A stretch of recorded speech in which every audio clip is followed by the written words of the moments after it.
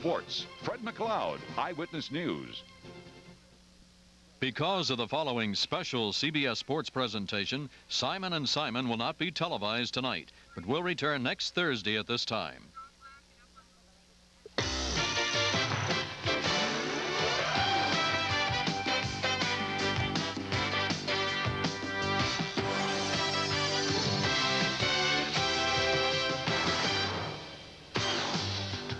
The Lakers and the Celtics in all those memorable wars. It was Jerry West's jump shot, John Havlicek's determination, Wilt Chamberlain in the middle against Bill Russell.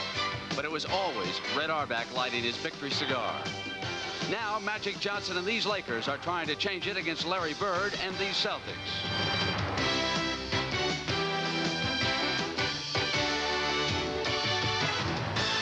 The Lakers arrived here late from Phoenix, used this hotel ballroom to install their game plan. And once they hit the parquet floor of the Boston Garden, they never stopped running. Kareem Abdul-Jabbar shook off the effects of a migraine headache, poured in 32 points.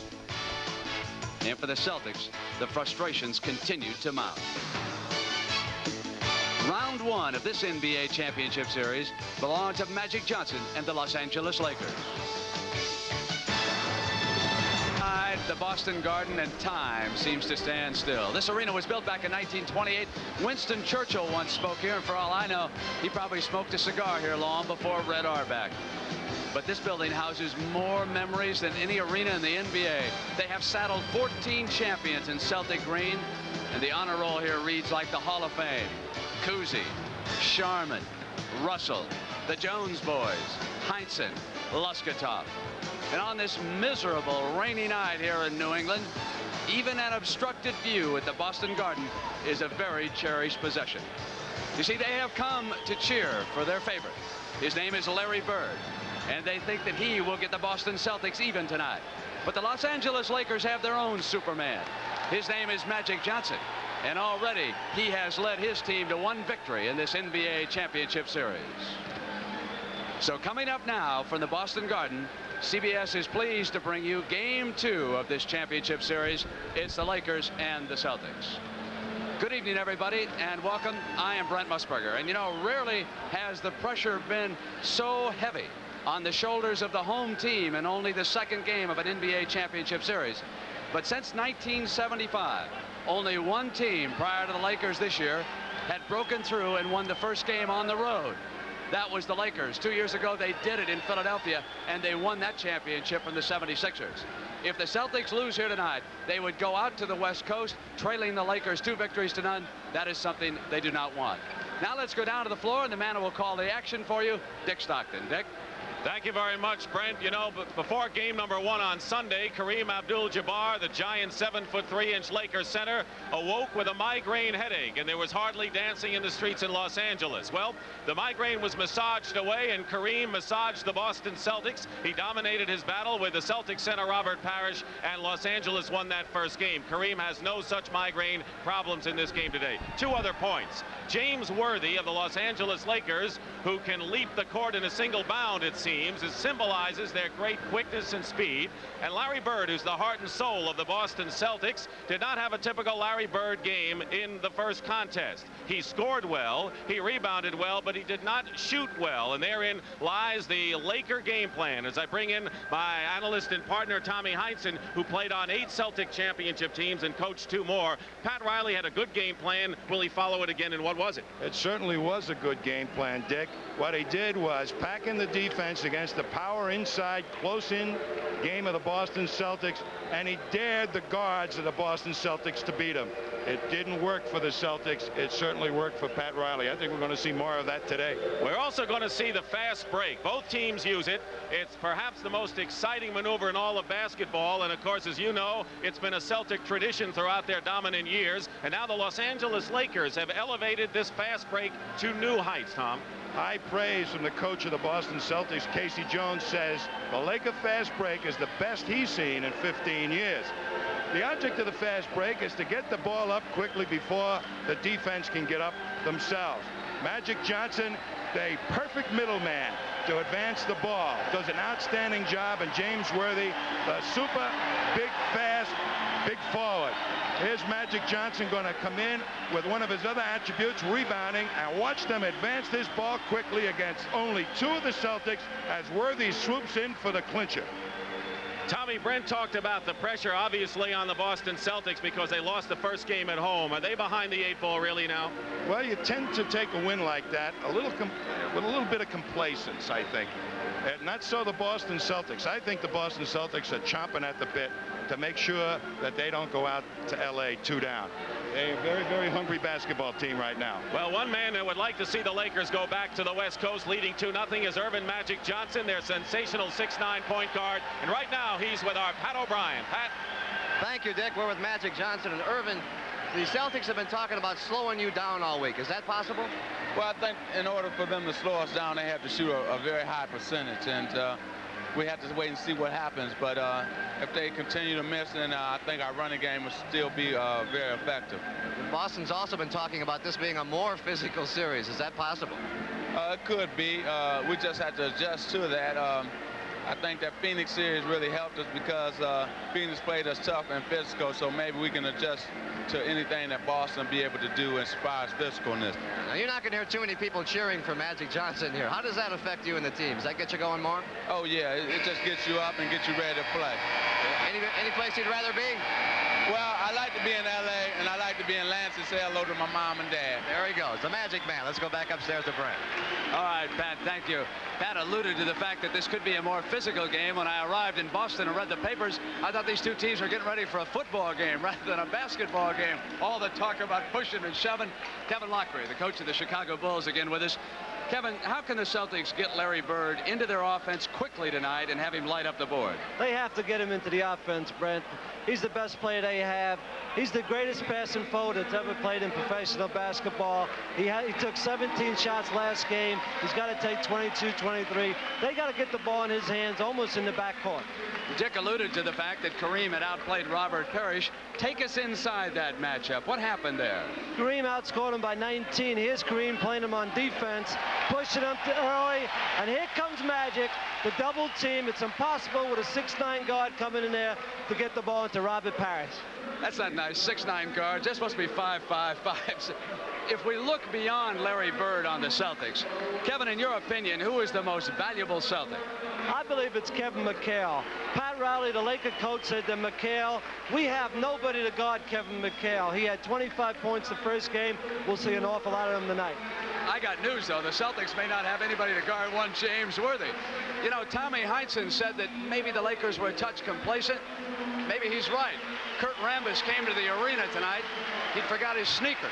Had to send somebody back over to the hotel room, but they're here in time, and we are ready now, and we are just about to bring you Game 2 of this NBA World Championship Series, the Lakers and the Celtics coming up.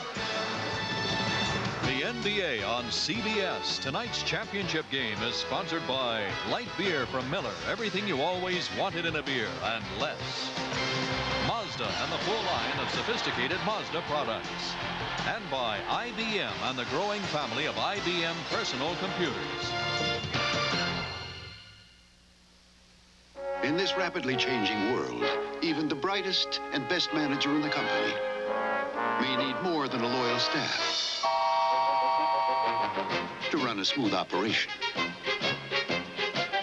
For when headquarters calls and pressure builds, it becomes harder to keep things rolling without running into mix-ups, losing control of the operation, and falling behind. For rapid improvement, a manager could use a tool for modern times. The IBM personal computer. For smoother scheduling, better planning, and greater productivity. It can help a manager excel and become a big wheel in the company. The IBM personal computer. See it at a store near you. You've never seen anything like it. You've never heard anything like it. You've never felt anything like it, because there's never been anything like Streets of Fire. A rock and roll fantasy. Streets of Fire. Rated PG. Starts Friday at select theaters. Check newspaper for showtimes. The 169th straight sellout in ancient Boston Garden. Now the starting lineups. First, the coaches. Pat Riley and K.C. Jones. They've been head coaches 7 years, respectively. They've been to the title series 5 times. The forwards, James Worthy, so impressive on the fast break. Larry Bird looking to hit long range consistently. The power forwards, just what the position implies, and they fit the description perfectly. The 2 7-footers, Abdul-Jabbar run round number 1. And the point guards, they're the playmakers. They set up the others. No one does it better than Irvin Magic Johnson. And the other guards, Michael Cooper and Dennis Johnson, their chief asset is defense, but their games go well beyond that. The officials working this game number 2, Jake O'Donnell and Jack Madden, and Paul Mahalik is the alternate. So the Boston Celtics, who have won 14 world championships and looking for number 15, but trailing the Lakers, and Kareem Abdul-Jabbar, who has scored more points than anyone in the history of the NBA, and Robert Parish, who needs to get his game untracked, will jump center. The Lakers are in the dark uniforms, purple and blue, plus gold, and the Celtics in white and green. And Michael Cooper taps it over to Kurt Rambis. The Lakers have built up a 19-point lead in rolling over Boston, who staged the rally in the second half on Sunday. They're going right to Kareem. His famed skyhook misses, and now the Celtics pushing it up. Cooper defending Henderson, who's going inside. That got the Boston crowd charged up. Magic Johnson, number 32. He's guarded, he's 6'9", guarded by a 6'2", Gerald Henderson. Worthy against Maxwell. Celtics fast breaking again, but Johnson picks the ball off. Kareem. And Robert Parish defends Kareem Abdul-Jabbar brilliantly inside. 3-on-1 for Boston. And there's a foul.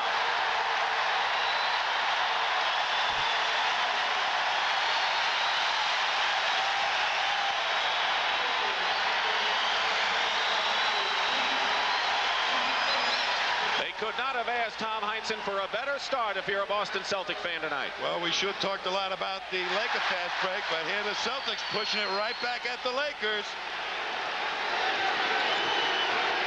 Michael Cooper, number 21, guarded by Dennis Johnson. Celtics playing a very tight defense. Abdul-Jabbar inside is fouled before the shot. It'll be the first foul on the Boston Celtics. You are allowed 4 team fouls. On the 5th in each period becomes the penalty, and a team will take 2 shots. Parish has got a man-sized job just guarding Jabbar. He's not going to get too much help right now against him, or if it does, it develops late.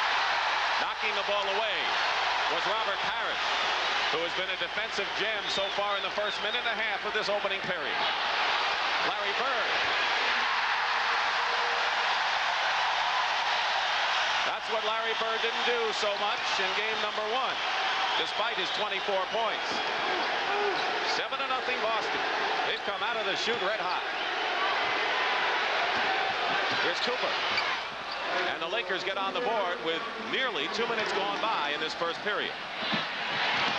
Bird again. He's a man possessed as Pat Riley looks on from the Los Angeles bench. They want to get it going quickly, these Celtics. Here's Magic Johnson. He hit 3 early ones that helped the LA force in game number 1. The Lakers normally like to control the pace of the game in the first 6 minutes, and here the Celtics are doing it.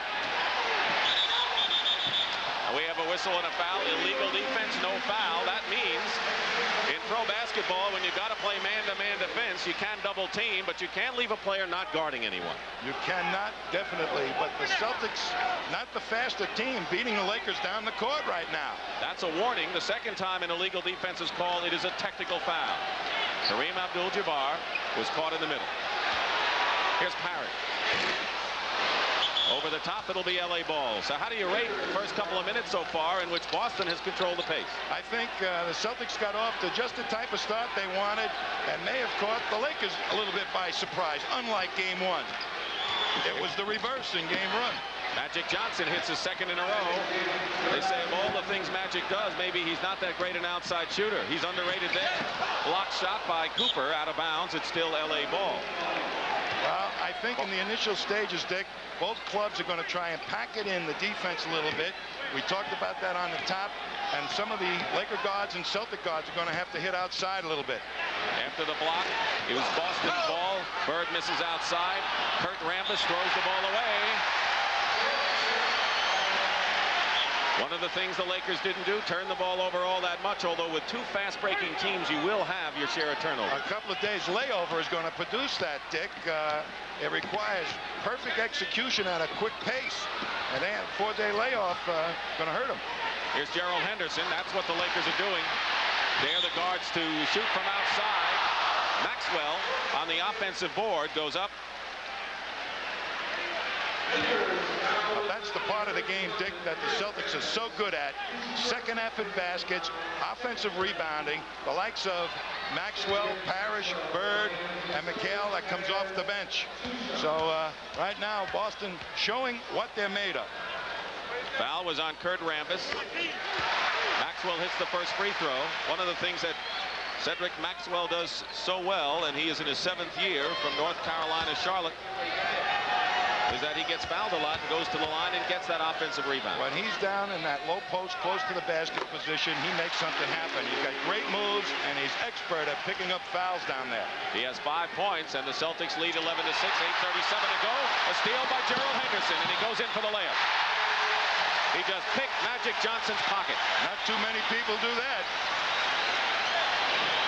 They go right into Kareem, double team him. They're going to say to Magic, can you do it again? And he does it again. Magic Johnson outside. He's hit now 3 in a row. They may just do that until Magic arm gets tired. Now Magic Johnson says turnabout is fair play, and he picks one off. He's gone for 4. He's got it. And now the Celtic lead at 1 point. 7-0 has been cut to 3 with 4 minutes gone by in this first period. Magic makes his statement in the early part of the ball game. And that's off the hands. Now an illegal defense called again against the Lakers. And that is a technical foul. That's the second time it was called. James Worthy, and so a technical foul means that the Boston Celtics, and in this case Larry Bird, will go to the line and shoot a free throw. An illegal defense, Dick, is where the help side of the defense, away from the ball, is in the painted area more than 3 seconds, or has dropped below the foul line and is in there for 3 seconds. Take a look at James Worthy, trying to find him, but there's somebody on the weak side, way up at the head of your screen, top of your screen, is in there too long. And the weak side, of course, is always the side away from where the ball is. When the ball is on one side of the court, the defense has a tendency to go and sink into the middle. A timeout. The Celtics lead the Lakers by 4. Experience Mazda. The first thing you notice about the Mazda RX-7 is its sleek, slippery styling. Then you notice amenities like contoured sports seats, a redesigned instrument cluster, and 5-speed overdrive. You also can't help but notice the Mazda RX-7's outstanding value. But perhaps most noticeable of all is just how you feel at times like these. The more you look, the more you like. The Mazda Experience. This camping trip was a good idea. Yeah, it sure is relaxing. Peaceful. Groovy. Groovy? Kind of dark, though. Man, I'm getting thirsty.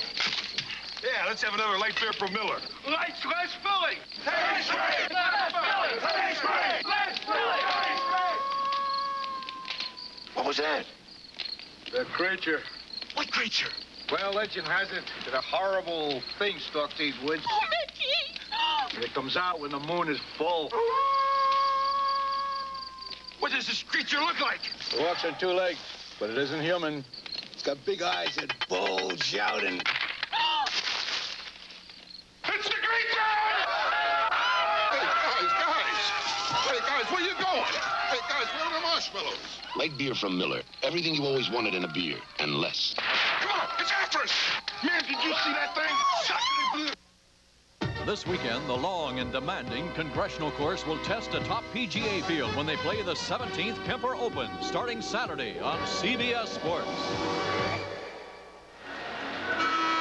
Tom, at the start of the series, Casey Jones, the Celtic coach, says that the man who will guard Magic Johnson will be the man that Magic Johnson guards, because you don't want to go chase him all over the court, and that falls on Gerald Henderson, who's 6'2" and gives up 7 inches, and a lot of people were critical of that move. Yes, but here it's going to pay some dividends, because the quickness of Henderson goes in to challenge Magic Johnson. That's going to be his job for the entire series, and here it's going to produce 2 points. I don't envy Gerald Henderson, though, trying to pick up Magic Johnson. Gerald Henderson in his 5th year from Virginia Commonwealth, discovered in the minor leagues, has worked his way up, number 43 with the ball now, to the fact he was a starter all season at point guard for the Boston Celtics. Maxwell going in against Rambis, challenging Kurt Rambis, and there's no question, Tom, that the Celtics with a lot of guns have gone to Maxwell, who has 7 points so far. Well, that's another indication of that strong inside power game, the close into the basket game the Celtics are so good at. James Worthy guarded by Maxwell right now. Cooper puts a fake on Maxwell. Michael Cooper hits. So all of the Laker points have come from their guards right now. Magic Johnson has 8 and Cooper 4. 7 minutes and 10 seconds to go in the first period. 4-point lead for Boston. Magic Johnson knocks it away from Dennis Johnson, and Johnson fouls him.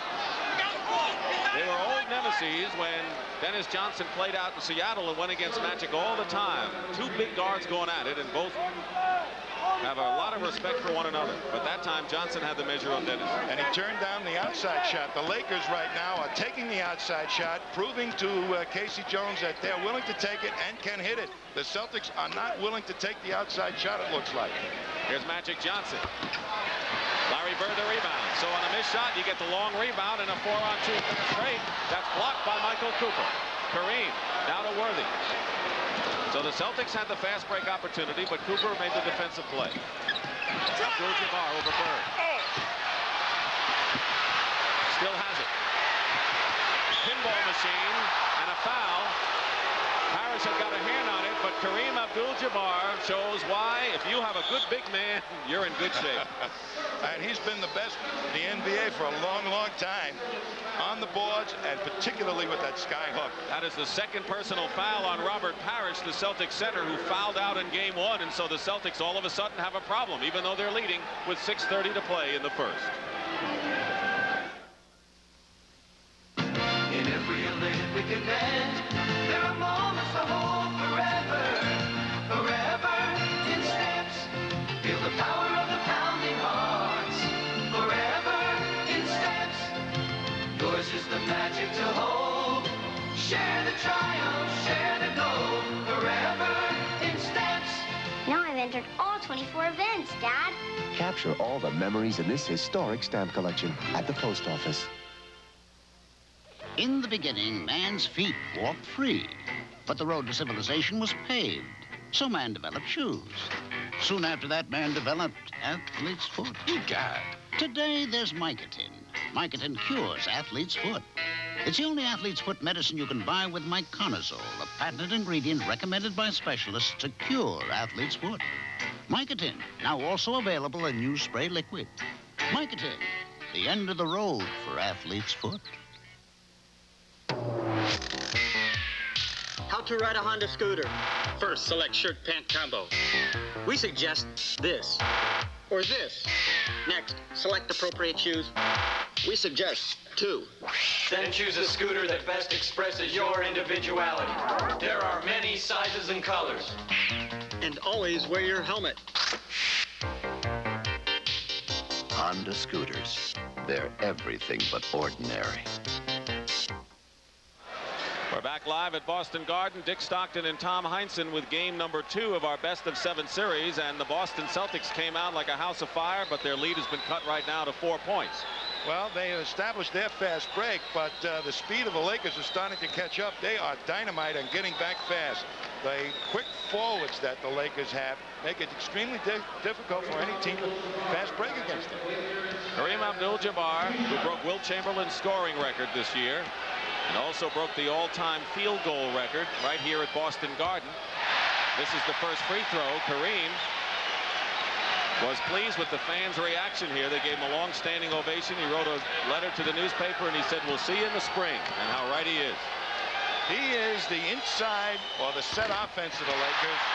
They go to him 80% of the time when they can't get a fast break. He misses both free throws. He hasn't hit a field goal yet. 0 for 4 after hitting his first 6 shots on Sunday. 6:19 to go in the first period. Gerald Henderson. Parish gets the rebound. Those that want to know where Robert Parish is, he's made his presence felt so far, but he's playing with 2 personal fouls. 6 and you're out. Kareem trying to get 3 on Parish, and maybe the foul situation had a factor on that play. And had him releasing Jabbar for an easy one. He doesn't want to pick up that third. 18 to 14, the Celtics in front. They have led all the way in this game. Larry Bird double team. Henderson tries to control it. It's still Boston ball. So the name of the game in this series is double team the big guns. Well, they've got to find the cutters, the Celtics, going to the basket, and they're not open. Dennis Johnson shooting outside, misses, and Maxwell saves nicely to Gerald Henderson, who feeds into Bird. Is still Boston ball. The only way they're going to be able to open up the game, the Celtics, is if Dennis Johnson and Gerald Henderson hit some 18-foot shots. 5.5 minutes to go in the first period. Henderson puts a fake on Worthy, banks it home. Gerald Henderson has 6 points in the ball game.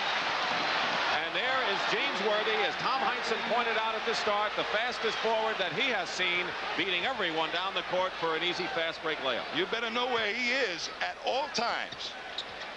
He did not compete in the playoffs last year because of a fractured leg.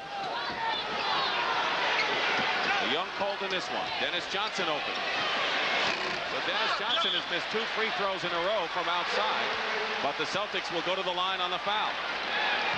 They're going to see James Worthy at his best. Here comes the score, but look at how quickly they inbound it. Cooper with his head up, and Worthy with the Jets on his shoes beats all the Celtics up the court. Back to live action, and Maxwell is fouled going in. The first foul was not in the act of shooting. This one is, and he'll go to the line. And coming in for the Celtics is Quinn Buckner, who is an 8-year guard from Indiana and a former defensive halfback on the football team at Indiana. He is a compact, strong defensive player. Kareem Abdul-Jabbar picks up his 2nd personal foul. So both centers, Parish and Abdul-Jabbar, have 2 personal fouls, and Maxwell shooting. I think Buckner's in there, Dick, primarily to give Robert Parish some help to get down there and double team Jabbar. He's probably the quickest and the best at it that the Celtics have. 14 fouls against the Lakers, 5 and you're into the penalty, which means 2 shots automatically. Under 5 minutes to go in the first period. Nick Stockton and Tom Heinsohn here at Boston Garden. Kareem double teamed by Maxwell and Parish. Trapped nicely. Cooper forces it up. But there's Abdul-Jabbar. And there's a foul against the Celtics. Celtics made a big mistake that time, Dick. They had their big people taking off up the court before they were sure they had the rebound. That's a no-no. You don't fast break until you're sure you got possession of the ball. Bob McAdoo has come in for Los Angeles, and the hand for Kevin McHale. Kevin Lockery talked about McHale as Maxwell goes out having scored 9 points. McHale, the celebrated 6th man off the bench. Danny Ainge is coming in, and so Casey Jones, with this kind of a pace, going to his bench to a great degree early. The fans thought there was a traveling violation, but there is a foul called instead on Quinn Buckner, his 2nd in a row. What the Celtics are doing, Dick, is to harass Magic Johnson with their quicker guards, try to get up underneath them and take the ball away from them. That's a tough assignment.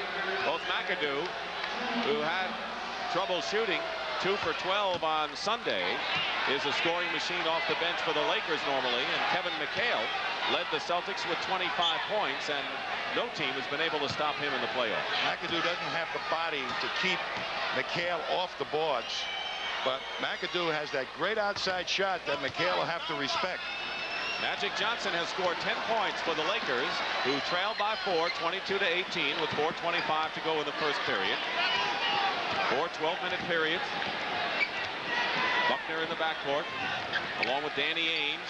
The two have worked well together. Here's Ainge, long-range bomb. I think Casey Jones will go with the guard that shoots the best from outside tonight. He's able to get a gold star, the guy that can hit 3 outside shots from 18 feet. Cooper misses. Kareem Sky hooks it in. So the offensive rebound by Kareem Abdul-Jabbar, who now has 4 points in the ballgame. Good feed from Bird to Buckner. And here's Magic. It's a 3-on-2 break. Ainge got his hand on it. And they're going to call a Laker foul. And that'll be the 15th foul. And so if it's on Cooper, Quinn Buckner will go to the line and shoot 2 shots. Now, Danny Ainge and Buckner, Casey Jones feels that combination is the best pressing guard core that he's got. And they're out there to really harass and to get back quickly to protect against this vaunted Laker fast break. Is there a team that has the edge in the pace so far? I think both of them are playing it pretty much at the way they like to play it. Boston's not afraid to run. A lot of teams are afraid to run against the Lakers, but not the Celtics. Quinn Buckner misses the first free throw. He played 6 years with the Milwaukee Bucks. He started most of the games last season, but sat on the bench as a role player this year. Coming off the bench is a good defensive backup point guard. 5-point lead for the Celtics. They've led all the way. Scored the first 7 points to start this game, rocking this Boston Garden. James Worthy doubled. Cooper going in on a feed from Worthy. This is the layup. Good play by the Lakers, but it didn't pay off. Here comes Danny Ainge. Gave up a career in baseball to join the Celtics. Parish misses. And Quinn Buckner winds up with a loose ball. When he's around, the big guys better watch out. He's a pest. I never saw a guy take the ball out of the hands of the big men more than Quinn Buckner. Bird and Parish have been in there all the way for the Celtics. Kevin McHale draws the foul going in. Bob McAdoo commits the foul, so just as you said, it's going to be very tough for McAdoo to outbody McHale going in on those inside shots. Well, the inside game of the Boston Celtics, the one close to the basket, is their forte, and McHale, nobody's been able to stop him when he wants to get down in that low post in close. He originally wanted to be a hockey player until he found out at 6'2" he was better off playing basketball. He's an outspoken chap. He says what's on his mind. Sometimes people wince at what he says, but he's honest, and that's the way he feels. Give him a subject, and he'll talk on it for 15 minutes. Celtics lead 27-20, winding down to 3 minutes to go in the first period. McAdoo travels. Turnover, too many steps, Boston ball.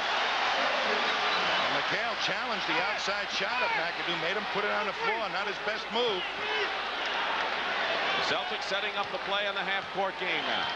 Worthy is guarding Buckner. They have Magic Johnson guarding Ainge. The fake by Larry Bird. 7 points for Larry Bird, and the Celtics have their biggest lead of the ball game. Johnson loops it in, and James Worthy might have been hit in the face. The Celtics coming back, pulling up his Ainge.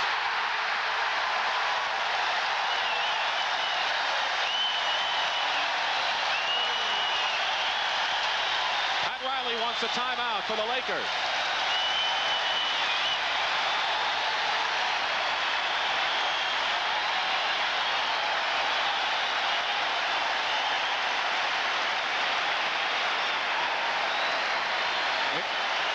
Here's Worthy getting hit underneath, a mighty important player, and I'll tell you, the Celtics are physical underneath there. The slinky, skinny, big people of the Lakers are going to take a little bit of a beating underneath there. It gets really, really muscular. 2:28 remaining in the first period. 31-20. The lead is 11, and this is the Celtic basketball that they've known to play. What about the difference between the East and the West as far as the brand of basketball that are prevalent? Well, people say that the Eastern brand of basketball is more physical, more big bodies like the Rulins, the McHales, those type. And they don't have those big centers out there in the Western Division. Very physical guys that like to muscle in. So, and the coaching kind of tries to use that side of the sport, to use that physique to create contact and free people. So the West is primarily fast break basketball, more finesse. And as we look at Magic Johnson and Kareem Abdul-Jabbar, we want to remind you that coming up on Sunday will be Game 3 of this NBA World Championship Series. It will start at 3:30 as the scene shifts from Boston Garden to the Forum in Inglewood, California. The Celtics and Lakers, game number 3. The first team to win 4 games will capture the championship. And hope you join us Sunday at 3:30 Eastern Time as this drama continues. Well, Danny Ainge, Dick, has come off the bench and provided that 18-foot shot on 2 occasions. He may just be the guy that gets the gold star after this ball game. 2 more, and I'm sure Casey's going to think about it. There's Larry Bird, who ranked in the top 10 in just about every offensive category from French Lick, Indiana. Danny Ainge, who played his college ball at Brigham Young. He was a second baseman hopeful with the Toronto Blue Jays before he said, nope, I think I want to play basketball and I want to play with the Celtics. He's made a pretty significant contribution since he's been with the ball club, Dick. And he's been in a few scraps. Yeah, he's a tough kid. He'll go in and he'll take nothing, back down from nobody. The rookie Byron Scott, number 4, who was the first guard chosen in the draft last year, is into the ball game. Here's Bob McAdoo. This is the short shot from the baseline. The Lakers are back on defense, and here's Ainge again.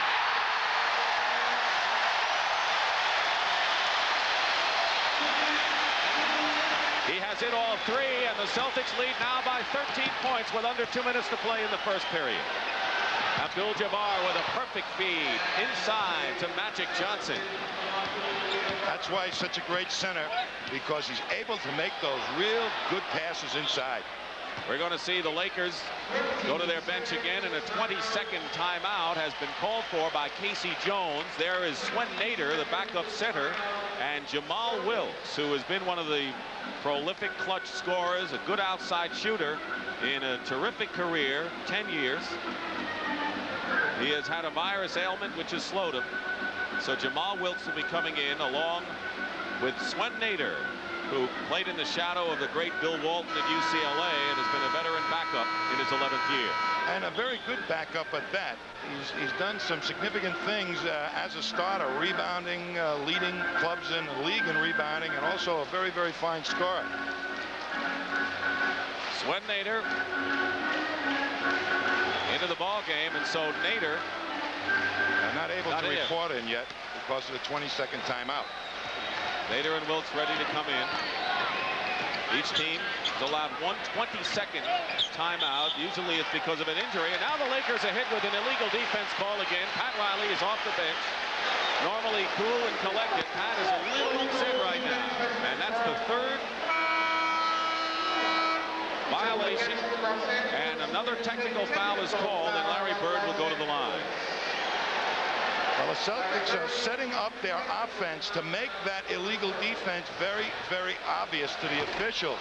You cannot, if you are on the opposite side from the ball, go into the lane. And they have 1 foot in there, and they're trying to play pity-pat, pick it up, and avoid the 3 count, but they're getting caught on it. 3 seconds, that's the magic time limit. Kareem Abdul-Jabbar goes out of the ball game. Worthy's on the bench. Kareem has scored 4. Worthy has scored 2. And so in an effort to shake things up, Pat Riley now, in essence, has his 2nd team out there with the exception of Magic Johnson, who's been the only one really shooting well for the Lakers. Well, Robert Parish with 2 fouls might be a good chance to get him out of the game. Bird fouled and will go to the line. And the foul is on Magic Johnson. That is his first. Pat Riley, who has been to the World Championship Series in each of his 3 years at the helm of the Lakers. Here's Irvin Magic Johnson from Lansing, Michigan. The Laker defense isn't the same when Jabbar is on the bench. He is such an intimidator in there. Just the mere size of him and his hands up in the air makes you change the loft of your shot. With him sitting on the bench, there won't be too many of the Celtics afraid to take it to the basket. Larry Bird from French Lick, Indiana, was a star at Indiana State. Reached the NCAA championship game in college and lost to Magic Johnson's Michigan State Spartans. 13-point lead with 1:20 to go in the first period. It's been Boston all the way. Byron Scott, good-looking rookie with a lot of poise. Teams have to shoot within 24 seconds. The Lakers have 8 seconds on the clock. Here's Nader with a hook shot. Bird with position, had it, lost it, and a loose ball foul is called against Larry Bird, I believe. You wonder how this man rebounds. He can't leap. Everybody thinks you have to be a super leaper to be a rebounder, but you do rebound with your head. Good position before the ball hits the rim enables you to get the good rebound. Let's see if we can pick it up on Larry Bird. Has the position already in there. He gets nudged from behind. No foul. Couldn't hang on to it, but I'll tell you, he is a mighty important player for them on the offensive board and on the defensive board, Larry Bird. Byron Scott misses the free throw. He grew up within 14 blocks of the Lakers' home in Inglewood. Was acquired in a trade from San Diego when Norm Nixon, very popular guard, was traded to San Diego. But Scott misses the free throws. Parish went out of the ball game. He has 2 fouls, and so Kevin McHale is playing the center position. Maxwell is back in, number 31 for Boston. Under a minute to go, first period, Celtics by 13. Bird misses, and Bob McAdoo tears down the rebound. Here's Johnson. And Johnson all the way. Magic Johnson with 14 first period points. And they're going to call Scott with a foul on Buckner at the other end as the pace is end to end. This is the kind of action we expect throughout the series. It comes up Magic up the court, and Buckner gets banged as he was going up for that long pass. Both teams are going to make the other team pay. They're going to try to advance the ball as quickly as it can possibly be done. When Buckner on the line, the Celtics have hit 12 out of 14 from the free throw line.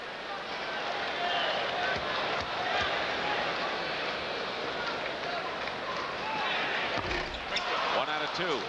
37 seconds to go in the period. 36 to 24. Celtics have led all the way. Johnson against Ames. Here's Byron Scott. Byron Scott hits the shot. He's only a rookie, but he's not afraid to hit it. And Pat Riley told us yesterday, he said he's the kind of a player, he's not afraid to have his number called when the game's on the line. He's an excellent outside shooter. 11 seconds remaining and 10 seconds, and the Celtics playing for the last shot. Their lead is 10. At one point it was 13. And traveling call, and now the Lakers with 3 seconds will try to get off the last shot. Go get it, Buck. 3 seconds. Byron Scott travels, and no time goes off the clock. So now the Celtics, with 3 seconds to go, will try to set something up. He took too many steps down the sideline and trying to make that pass. You only can have 1 step. McHale, double team. And the buzzer sounds, ending the first period in which the Celtics have led all the way. And after 1 period, it's the Boston Celtics who trail 1-0 in games 36.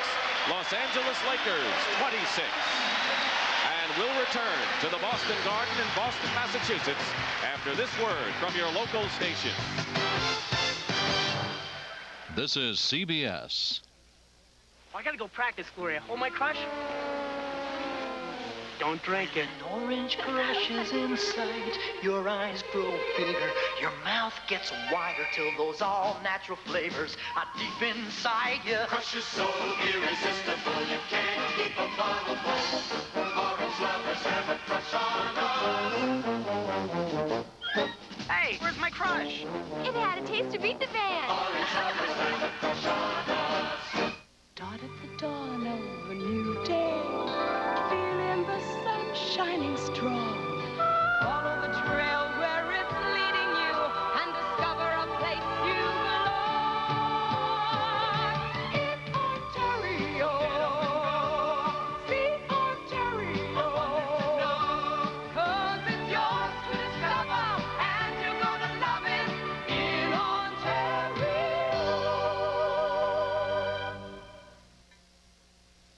A good pass to Whitney, a 60-footer. Magic comes away limping badly. He's hurt now. I thought it was all over. But with training and help, I got the chance to come back. Some people need training and help just to play the game. I volunteered to coach Special Olympics and give them the kind of help they need. Come in. But Special Olympics needs more coaches. Beautiful. They can't do it with just magic. It takes you, too. Furnished as a public service by the National Basketball Association.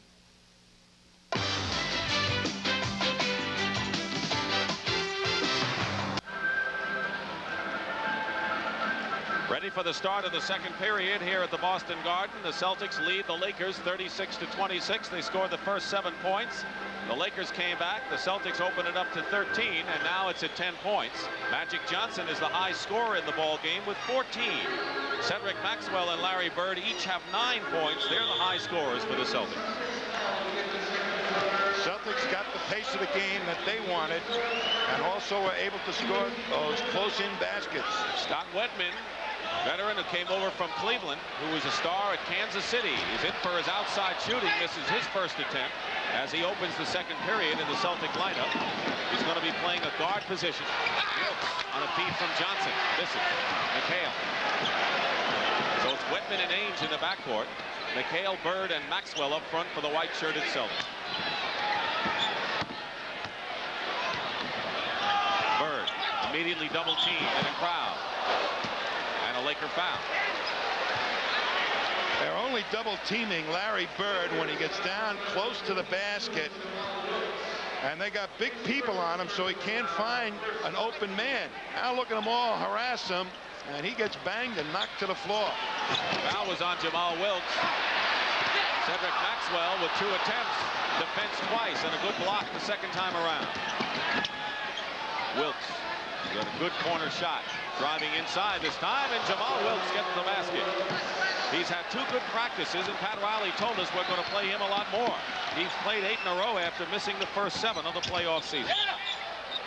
Celtics maintain possession. The Celtics with Danny Ainge outside shooting has opened up that inside game just a little bit, particularly for Maxwell. Parish with 2 personal fouls comes back in the ball game, and Larry Bird gets a rest. He scored 9 points for the Celtics and 3 rebounds. Whatever the Celtics need, he's there to provide it. Parish is back. Wedman hits. Wedman came off the bench and hit 3 big shots for the Celtics in their comeback attempt on Sunday in game number 1. He proved that they needed to hit that outside shot. Nearly a minute and a half gone by in the second period. Nader with a good move on Parish. Didn't know he had that quickness. Well, that one hook shot set up that roll move. Parish was away from him the first time. This time he bodied him. So the lead is down to 8 now, and the crowd quiets a bit as the Lakers are hit with another foul. That'll be their second. And NBA Commissioner David Stern, who's serving his first year at the helm, a witness here at Boston Garden. Foul is on Nader, his first personal foul, second team foul on LA. McHale, good feed from Ainge. He had to get it over the defender, Tommy. He sure did, and it was a perfect pass. Irvin Magic Johnson, 6'9" point guard. He can play every position on the court. Bumped by Wedman. McAdoo going in. The basket will count. McAdoo gets the basket and will go to the line and try for a 3-point play. 40 to go! 32! And the foul is on Kevin McHale, his first. And so now the lead is cut to 8. Chance for 7 when we come back after this timeout.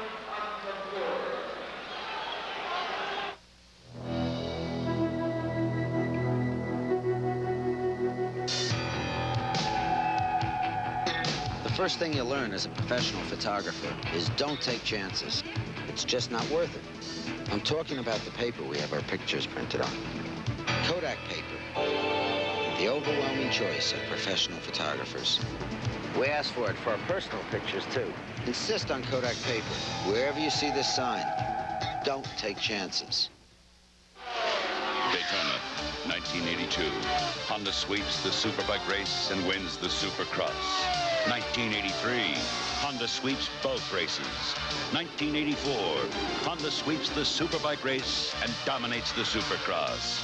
What kind of technology does it take to own Daytona year after year? Find out for yourself at your Honda dealer.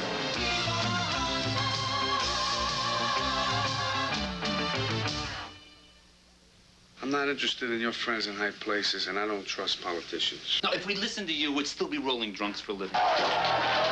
They dreamed it all. I swear, Noodles, you and me together, we can make it come true. They did it all. There they are, the 4 horsemen of the apocalypse. And it all came back to haunt them. Robert De Niro, Once Upon a Time in America, rated R. Starts Friday, June 1st. Check newspapers for a theater near you. Tom, the Lakers have cut 8 points off a Celtic lead, which was at 13. What should Boston do at this point? I think they need a little substitution, perhaps in the backcourt.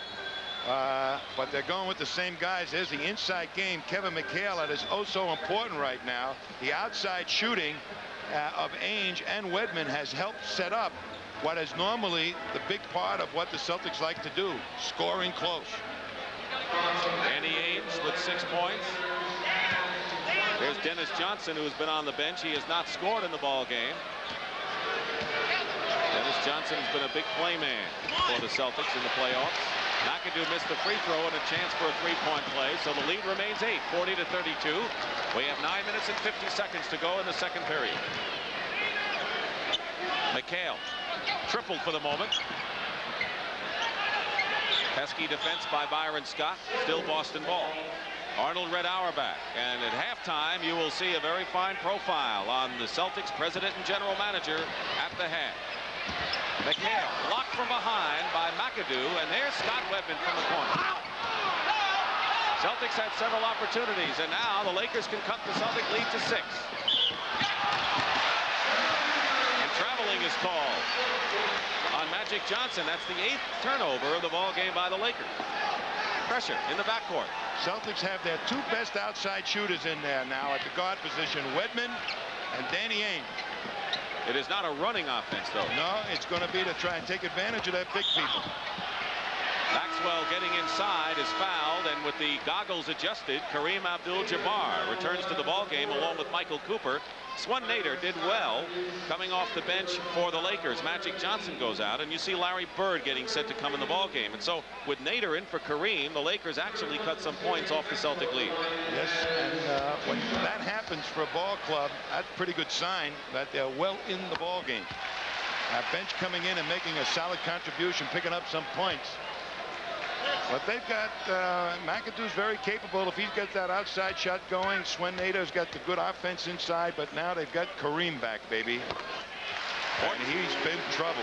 14 points for Magic Johnson as he goes to the bench. Cedric Maxwell, meanwhile, leads with 11 points and 4 rebounds, leading the Celtics. The Lakers foul going in. That is the second team foul against Boston, and it's against Danny Ainge. He's such a good passer. When you double him, he's going to find an open man. But when you triple him, there's 2 open guys, and there's Wilkes with nobody on him. You've got to make sure that people going to the basket aren't wide open when you double team Kareem, because he's going to make you pay the price with a good pass. Jamal Wilkes, who was a World Championship team as a rookie in '75 with the Golden State Warriors, and then of course with the Lakers 2 years ago, made 1 out of 2. He has been a starter, but because of the virus, has had to come off the bench. And there's a pretty good bench for Pat Riley. Scott Wedman hits outside, and so as Tom mentioned, Wedman and Ainge are doing the job outside. They have 10 points between them, and the Celtics are leading once again by 11, 44-33. There's Wilkes. Jamal Wilkes with that patented shot from the corner, and one of the clutch outside shooters the game is known. It's a shame that he's not really been totally healthy, because he is one of their guys that love to take the key shots. 8.5 minutes remaining in the first half. 9-point lead for the Celtics. Here's Parish. And once again, Danny Ainge spreads the needle on a pass inside. It was Parish for the point. Wilkes in trouble, and McAdoo. Plenty of time on the 24-second shot clock, but Kareem said, I'll gladly take a 20-footer. Well, there's some of the L.A. outside shooting. Kareem Abdul-Jabbar, that's pretty good. Inside, offensive foul called against Kevin McHale. Too much of the elbow. Just threading your way through a double team is awfully difficult. You'll either have to move quickly to the hoop before it develops, or wait till it develops and pass the ball out. 2 personal fouls on McHale. 7 minutes and 52 seconds to go in the first half. Celtics scored the first 7 points of the game. They've led all the way. Cooper is short. Kareem inside to McAdoo. Now the Celtics once again taken off before they were sure they had possession of the ball. Ends up an easy one for the Lakers. Here's Ainge coming right back. Danny Ainge now with 8 points. He has doubled his average of the season, and he has not missed in 4 attempts. Scott gets free inside. Cooper had him, but Scott a little bit too hard off the glass. 9-point Boston lead. And a timeout called by Casey Jones. It's been all Boston Celtics. They lost the first game of the series on their home court. They can't dream of going to L.A. down 2-0, but we have a long way to go in this one. 7:12 to go in the second. A Hall of Fame story brought to you by Honda. He spent hours jumping rope to develop coordination. Only a second-round draft choice, his greatness spoke not of statistics, but of rare intangibles, the vitality of individual courage. This Hall of Fame story will continue. The standing quarter mile. The V65 Magna is about to attack it. A motorcycle that can turn 65 cubic inches into an incredible amount of horsepower. The Honda V65 Magna. Nothing that looks like this has ever performed like this.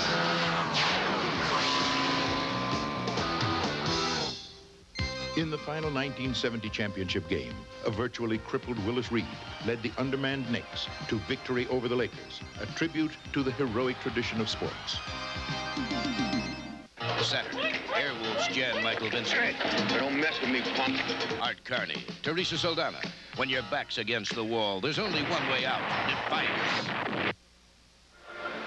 The 2 7-footers battling inside.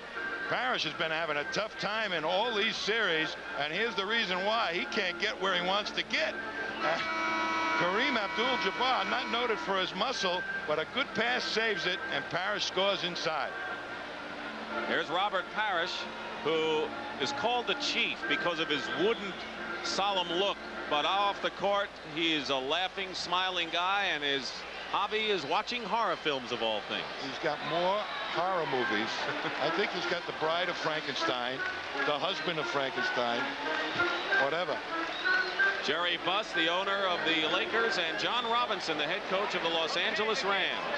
One of many Los Angelinos who have made the trip east for this series, which will resume Sunday, Game 3 from the Forum in Los Angeles at 3:30 Eastern Time.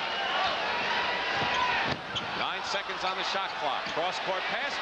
McHale is fouled inside. Danny Ainge, who has 3 assists and is 4 for 4 from the field, has made a definite contribution off the bench for Boston. He's been the 4th guard for the Celtics most of the season, and a lot of people claim he's inconsistent, but he's being played inconsistent. So you kind of expect that, but today, or this evening, he certainly is doing his job.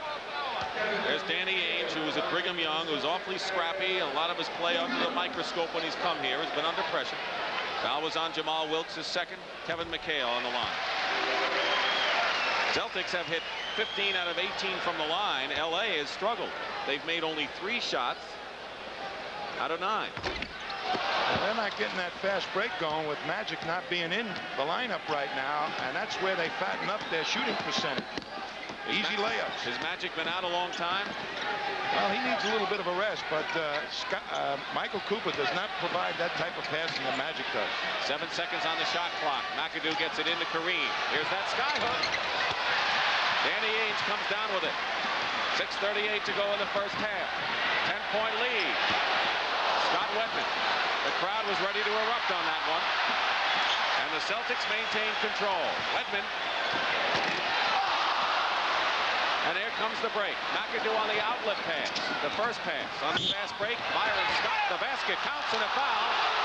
Byron Scott. The crowd does not like the call, and that's not a surprise. What a play by Scott. He pushes up quickly at the Celtic defense and angles in on Ainge and kind of hit Ainge in the head. The crowd didn't like it, but he'll be at the line shooting for a 3-point play. Dennis Johnson comes in for Scott Wedman, who gets a hand. Wedman scored 4 points. James Worthy returns to the ball game for the Lakers, replacing Jamal Wilkes. And so the Lakers now have a front line of Wilkes, Worthy, and McAdoo, with Cooper and Scott in the backcourt. Dennis Johnson and Ames make up the Boston guards. Here's Ames, long range. Cooper gives it to Bird.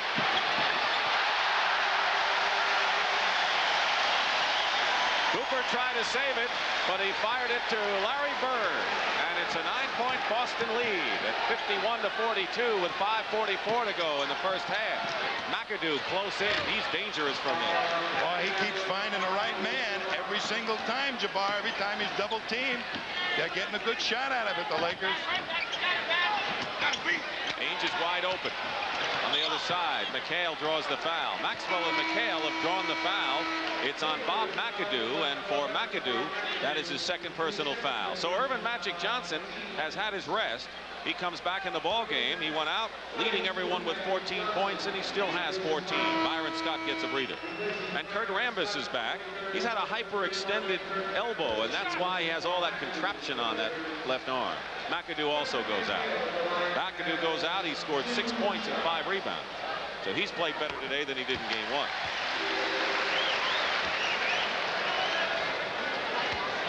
The reason Kevin McHale has been a tough matchup for everybody in the playoffs is because he's got that size and he's got the strength to maintain a position for the rebounds in close to the basket. He's 6'11". Lakers had it cut to 7. It's 9 right now. 5:19 to go in the second period. Michael Cooper going for 3 points. If you can make a basket beyond that white line, circling beyond the foul line, it is a 3-point play. Larry Bird gets the ball away from Rambis, who gives him the shot, and Bird takes it.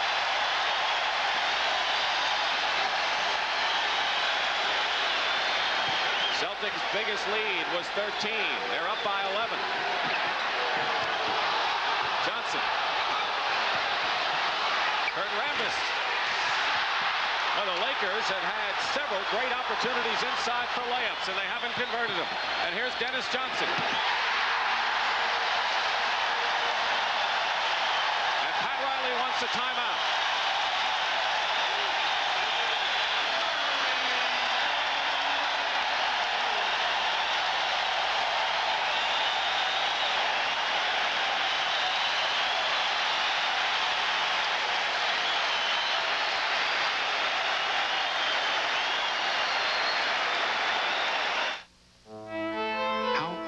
Should your child be before you buy a computer?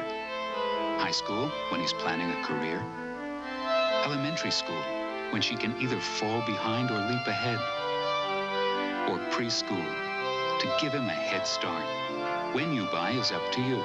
But Commodore makes the decision easier than any other computer. Because it's a 64, it's very powerful. Because it's Commodore, it's I just got a sporty truck priced like some base trucks, the Mazda B2000 SE5. Look, it comes standard with a 5-speed overdrive, steel-belted radials and spoker wheels, sporty stripes, a step bumper, even dual sport mirrors. Pretty sporty for just $59.95. Sakes alive! Sakes alive! Sakes alive! Sakes alive! Only Mazda's got a sporty truck with just $59.95. Sakes alive! When I started delivering beer back in 1893, the supermarket was a blacksmith shop. Well, those days are gone. But maybe not entirely. You see this? Today's Milwaukee's best. It's got a smooth, old-time taste, old-time quality, and a real fair, old-time price. Milwaukee's best. It's just the kind of deal that his great-great-granddaddy would have loved. Introducing Milwaukee's best. Old-time quality at an old-time price. The Boston Celtics have run off 6 straight points, and right now, to find out what's coming up at the half, let's go to Brent Musburger. Brent? Dick, we're writing a new chapter, of course, in these great games between the Celtics and the Lakers. But I thought I'd like to take you back tonight at the half and talk to a man who started it out. The great Bob Cousy will be along. He, of course, played on 6 championships here in Boston. And also, we will have a look at the godfather of the NBA. That is Red Auerbach. And Kevin Lockery will be with me. He'll analyze what's gone on here in the first half. Time for action now. Let's go back to Dick and Tommy. Thank you very much, Brent. It'll be Lakers ball with 4:22 to go in the first half. The Celtics, with 6 points in a row, have matched their biggest lead of the game, 13. Worthy loses it to Dennis Johnson. Magic is back on defense, and Johnson loses the ball, turns it over. You know, people call him Magic Johnson without knowing exactly why it was Magic, but it was actually his coach in high school that pinned it on him, and it stuck. And that so often happens with players when they're youngsters. A lot of people thought he had a wand. He did such magical things. He does now. 7 on the shot clock. Kareem. Worthy gets the offensive rebound and gets the points. James Worthy, whose last postseason play was 2 years ago when he was the MVP as North Carolina won the national championship, beating Georgetown. LA felt that if he had been with them last season, they would have beaten the Sixers. He was with them until the playoffs when he had the broken leg. 3:35 to go in the period. Magic. Johnson on the other side. Dennis Johnson hits over James Worthy. Dennis Johnson with 4 points. Bird with 13 leads Boston. Magic Johnson with 14 leads the Lakers. Here's Kareem having a little trouble with the skyhook tonight. Dennis Johnson.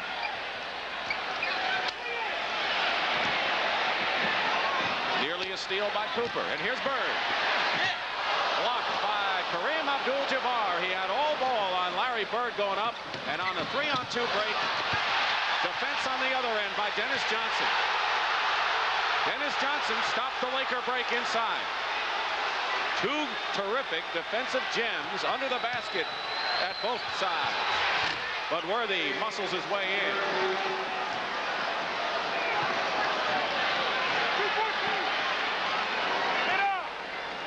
Do these players want to slow up this pace? I think some of the Lakers are getting a little tired right now. Ainge fires it up. I think the Celtics may be a little too. They may be a little fatigued. Not Magic Johnson, not Worthy. Basket good and a foul. And the Lakers have come back. They've cut the Celtic lead to 9, and one of the big reasons is that man, number 42, James Worthy. You're probably more right than I was on who's getting tired, because here comes the Lakers. And not too many of the white shirts back there. They put the heat on the defense of the Celtics with the super fast forward, James Worthy. James Worthy, who made it happen in game number 1. Ainge goes to the bench. Ainge has scored 8 points in the ball game. Worthy has the 3-point play. According to Pat Riley, he has the quickest speed he has seen a forward have. Winding down now to nearly 2 minutes remaining in the first half. Bird tries to get it to Henderson, but it's Magic Johnson who tips it away. Being chased by Gerald. Gerald Henderson. And now Jamal Wilkes hits from the corner, and the Lakers are on a run. Every time they double-team Larry Bird, they're anticipating a pass into the lane, and they're playing it for it, and they're stealing it. Jamal Wilkes may have a shot back, and maybe Robert Parish too, as the Lakers ran off 7 straight points before that jumper by Parish. 61-53 with 1:38 remaining in the first half. Dick Stockton and Tom Heinsohn with all the action and plenty of it from Boston Garden. Worthy trapped, and now the Celtics are hit with an illegal defense call from Jake O'Donnell. That's the first one against Boston. So there was a player not guarding a Laker. The second time it'll be a technical in Casey Jones, who never really gets upset at anything. Henderson blocks the pass by Magic Johnson into the hands of Bird and the Celtics. And now Dennis Johnson throws it away. Henderson threw it right into the hands of Wilkes with 1:15 to play. In the hand, Wilkes from Cooper. And the Lakers are burning the Celtics on the fast break and have cut the lead to 6. This is the portion of the game, Dick, where the fast break starts to pay some dividends. The big people of both clubs start to break down. They get a little tired and want to hustle back on the defense. McHale, he misses. And Wilkes, who has scored 9 points off the bench and is a rejuvenated performer for the Lakers in this game. And Pat Riley, with 48 seconds to play, calls the 22nd timeout allotted him. Down by 6, the Lakers have to be feeling awfully good. They were trailing by 13. They've cut it to 6, and a chance to do more damage before the half is history. I think the Celtics got a little cocky. They were getting their inside game going, and they weren't a little bit patient of taking the good shots, and coupled with a couple of bad turnovers, produced some fast break opportunities. Would you say sooner or later it wears you down, that sizzling break by Pat Riley's team? The consistency, it's like a sledgehammer. They keep hitting you in the head with it, ultimately hoping that the big guys will roll over and say, don't do it to me anymore. Well, we'll be with you next Sunday as the series continues with Game 3. From the Forum in Inglewood, 3:30 Eastern on Sunday for Game 3 between the Celtics and Lakers. The next 2 games are in Los Angeles. And, of course, all of the NBA Championship Series will be seen live right here on CBS. 8 seconds on the shot clock. Wilkes, he's hot. And Wilkes has 11 points off the bench. Boy, what a bonus that is for the Lakers if Jamal Wilkes all of a sudden regains the shooting eye. He's hit his last 5. And he's Magic Johnson's favorite target when he's in there. Celtic lead with 1 time 13 has been cut to 4. And is concerned on the Boston side. And Kareem knocks it into the hands of Cooper. And here's Worthy. And the Lakers have come all the way back to within 2. And the Celtics are stunned. They're like a fighter that's been knocked down. The buzzer sounds. The Los Angeles Lakers, with a 13-2 run, winding up this first half, have given the Boston Celtics something to think about. It's 61-59 at the half. Boston's lead is down to 2. We'll be back with Brent and the gang coming up. Want to clear out a room full of guys in a hurry? Try this. The Shadow from Honda. People want to listen to it. People want to look at it. And everybody wants to ride it. The Shadow from Honda. Now you know who's in charge. The elements will come to test your spray paint outside where metal needs great protection. When you choose an ordinary spray paint based on price, you pay the price. When you choose Rust-Oleum spray paint, you choose a paint that fights fading and rust longer than ordinary spray paint. So when the elements come, be ready. When others fail, Rust-Oleum won't. The worst thing a vaulter can do is lose his nerve. Because if you don't have the guts to keep going back, you're defeated. 7-Eleven is a major sponsor of the 1984 U.S. Olympic team, giving great athletes like Billy Olson the freedom to become the best. I just keep one thought in my head. Go over that bar higher than anyone has ever done it before. 7-Eleven. The dream begins with freedom. There we were in no man's land, when the moving truck died in the sun and the sand. So since it seemed we'd be a while, we set up house and we waited in style. And we waited, and we waited, and we waited. Now I know Ryder and some newer. They're tougher, they're strong, and driving a bargain sure didn't pay. So next time I'll think this way, it's Ryder or it's wrong. We are back in the Boston Garden, known around the NBA as the home of champions, and 14 of their great championship banners still hang from the rafters here. And of course, long before folks were talking about Larry Bird and Magic Johnson, they were talking about this man right here in the city, number 14, Bob Cousy. Led Holy Cross to an NCAA championship, and then he led the Boston Celtics to 6 world titles behind the back. Big Bill Russell never had such an easy layup as that one right there. fed to him by the man who is with me now, Bob Cousy. And Bob, so nice to have you with us here. I know you stay very active and close broadcasting the Celtic games during the season. What about this particular game? I thought the Celtics had it in hand, and then it started to slide away. Absolutely. It's a series that's going to be dominated by really intensity and defense, Brent. I think this is where the Celts got into trouble on Sunday. L.A. came in and listened to all that rhetoric about, you know, they're tired, jet lag. They played Friday night, and it gave them an additional challenge, and they were even higher for the game than they normally were. And I think the Celts believed all that jazz, and it was just enough of a downer where the combination produced a win. But it's, you know, whatever happened during the year, or technical things don't play a role. It's really intensity that's going to dominate. Bob, people always ask me, and let me ask you, could the Celtic teams have fared well today against the current NBA groups? Well, assuming that those were still hopefully the best teams put together, you know, it's like saying, can the old superstar compete today?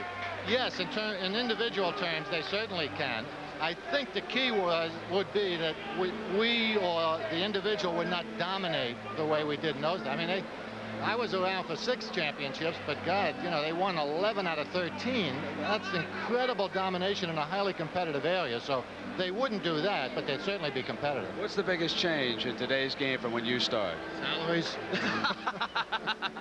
Salaries. You noticed that, huh? Bob, it's always a pleasure to have you with us, and I know the man that signed you to the first contract, known far and wide as the godfather of this league, and that's Red Auerbach, and Pat O'Brien takes a special look at him. So let's go down to Pat now. Thank you, Brent. You know, listening to you guys talk about the tradition here and standing down here on the parquet floor and looking around at the fans, I can tell that the fans are not only loyal but appreciative. And one of the people they are constantly saying thank you to is the man responsible for all this, indeed, one of the founders of professional sports. The founding fathers in baseball, Connie Mack. Football, George Halas, Papa Bear. And Arnold Jacob Auerbach, in basketball known as Red. At age 66, Red is still in the game. Get him off him or give him a saddle. Today, Red is known as the legend, and it's no wonder. He saw the very first tip-off in the NBA, created a dynasty with the Boston Celtics as coach, general manager, and president, 14 world championships. Not bad for a kid who once thought his best quality in basketball was hustling on defense. Well, he hustled his way through the ranks, a starter in college. Then, since there was no NBA, a high school teacher, waiting in the wings until the 40s when the NBA was formed. Molded in the early days by one Red Auerbach. I believe in the fast break concept.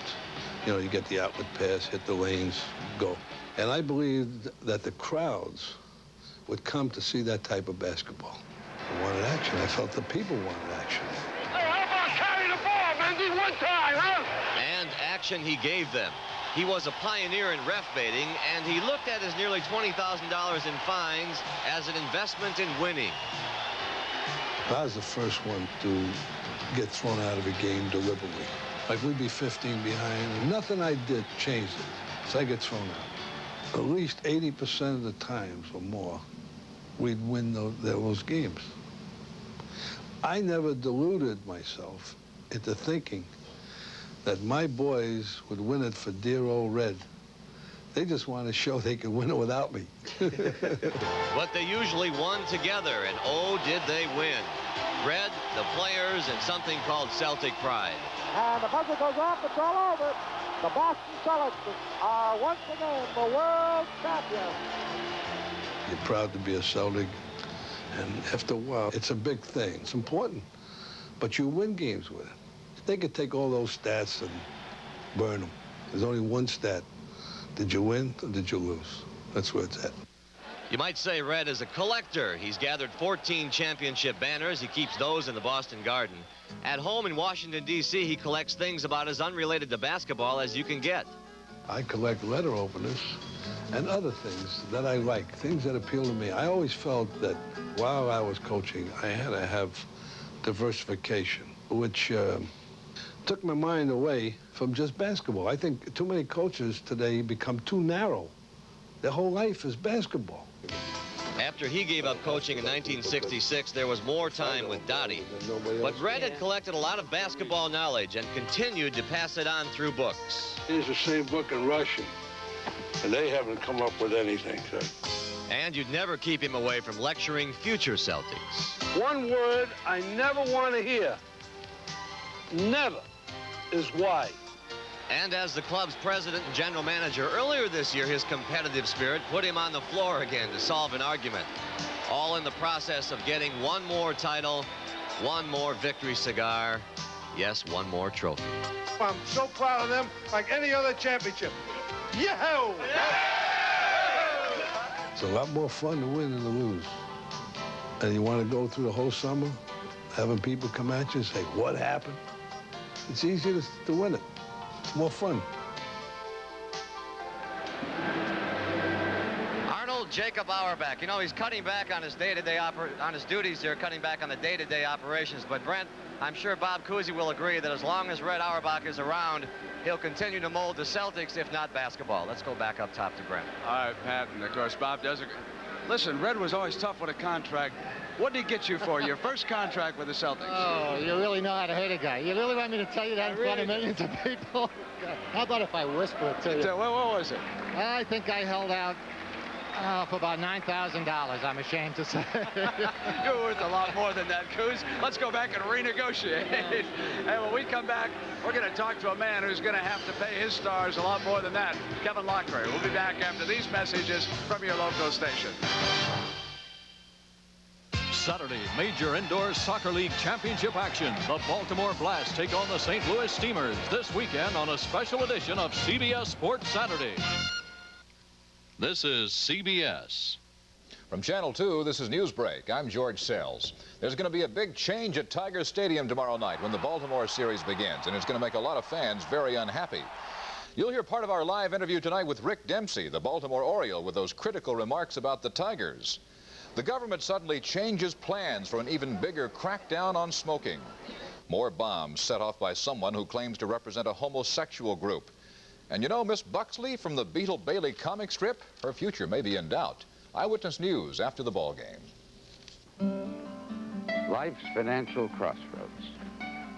Which route do you take to make your money grow? The best investment is to sit down one-to-one with an IDS American Express planner to work out a long-term financial plan so you can move on with confidence. Sit down with an IDS American Express planner. It could be the best investment you'll ever make. Nothing could be better for cutting grass than the dependable Snapper high-vac lawn machine. Come fall, the high-vac does a job on leaves, and the Snapper Rider won't hibernate for winter either, thanks to a front-mounted two-stage snow thrower. Come spring, the Thatcherizer means a beautiful, revitalized lawn without lifting a rake. Snapper, discover the difference. Receive a rear bag catcher free when you purchase a Snapper Rider from Billings Feed Store, Royal Oak, Berlier & Sons, Fraser, Rochester Lawn Equipment, Rochester. I want to fly out to Hawaii, visit far-off lands. I want to climb a mountaintop, walk on distant sand. American Airlines has the places you want to go at prices that'll make you want to go now. From the sunrise in the east to the sunset in the west, we're American Airlines, doing what we do best. For the sake of all of us who work with Tom Selleck, a true blue Tiger fan, go get 'em, Tigers. Please. Ted Turner with me, Saturday at 6:30 on Channel 2.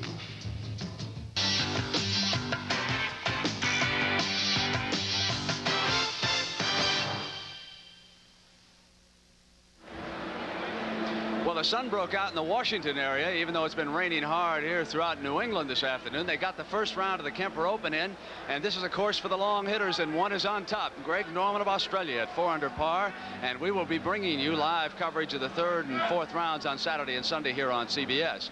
One NBA note, earlier in the week, George Irvin, at the age of 36, was named the coach of the Indiana Pacers. He's the youngest coach in the league. Folks, look at his hair. Not a streak of gray in it. Now take a look at Kevin Locklear. He's only 38. It's all It's what happens when you coach in this league. He'll look like me shortly. He sure will. About halfway through the season. Kevin, what about the first half? I thought the Celtics had put them away, but they left them around. They really gave him a big lift. For the Lakers to go off the floor only 2 points down, they have to feel extremely well that they've done such an excellent job to get back in this game. Magic Johnson had a terrific first half. He's such a great basketball player. He's making the outside shot. Here's why it's tough for Parish. He's double and triple teamed. Magic picks up the steal. He steals balls. He rebounds. He's blocked a few shots. Here he'll make the outside jumper, which people say he doesn't have. That one was on the move. That's a good shot. Larry Bird had one of his magic moments. Well, Larry Bird does so much also. He misses his shot here. It just showed the competitiveness that Larry Bird has. He misses this shot. He comes right back for the offensive rebound to steal the ball off Rambis. Steals the ball. Now he's got the good outside shot. He sets himself. He can make that shot all day if he's open. Kevin, you know, in a situation like this, when a team comes back, I have to think the Celtics could be in a bit of a trouble.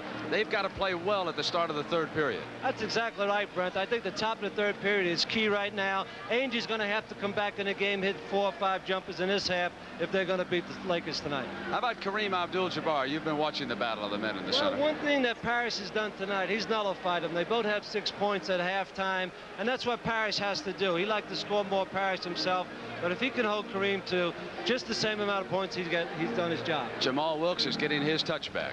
Pat Riley told us that he would try to use Jamal Wilkes as much as possible with Kareem. They play so well together. You can see him starting to turn it around and becoming the player he was early in the year. All right, coming up now, it's the second half of Game 2 of the NBA World Championship Series. The Lakers are already ahead in this series, 1 victory to none. Dick Stockton and Tommy Heinsohn will be back in a moment.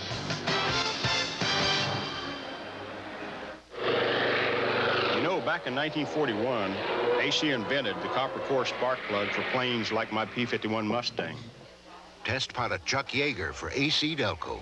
It's amazing that some of today's cars work so hard, they need that copper core technology also. And AC's got it. AC has fire-ring spark plugs for most all cars, and they're engineered to give you up to 30,000 miles of reliable performance. AC Delco, the smart parts. For 40 years, they've never let me down. Here's to good friends. Terrific reunion. Yeah, the last time we were here, we made history. Tonight is kind of special. I stole that ball. I made the pass. I made the shot. Make that shot again, we'll buy you a low and drop. The beer will pour. Must say something.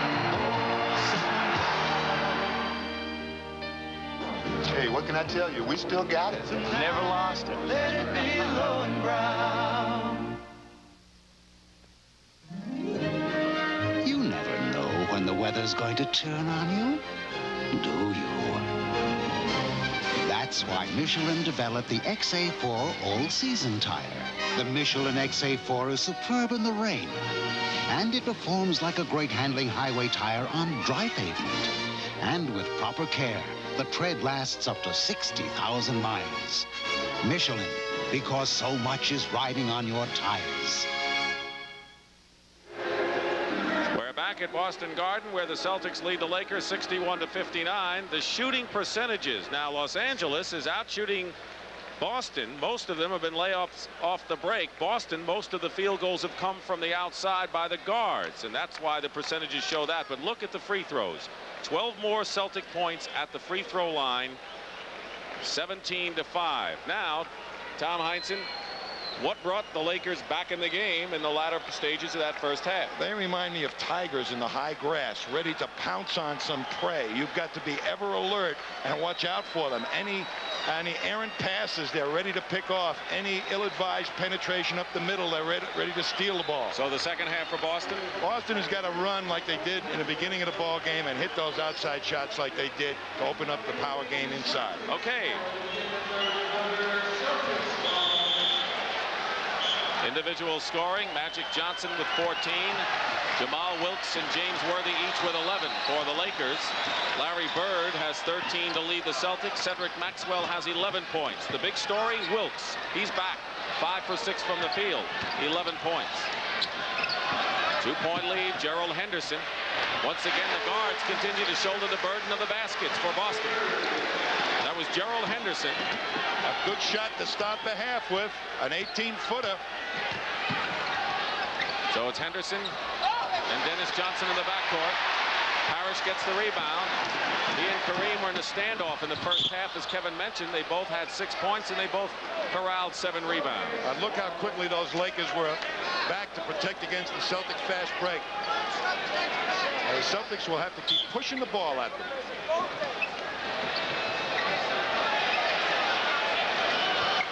Dennis Johnson looking inside. Maxwell trying to get position against Rambis. Parish. That'll drop. Robert Parish came over from Golden State in a very big trade several years ago. The Celtics won a title then, looking for another championship, and Kareem Abdul-Jabbar, who's been struggling from the field, that's only his 4th basket in 12 tries, and it's 65-61. Celtics lead. Maxwell driving the lane. Rambis bumping him. Now the Lakers trying to get to within 2 again. Michael Cooper. Henderson gambling for the steal, and now they call the illegal defense against the Celtics on Robert Parish, and that will be a technical foul. That's the 2nd time Boston's been called on. Kareem was way above the 3-point circle, and Parish had to stay above the foul line, and he didn't. Magic Johnson will take the technical foul.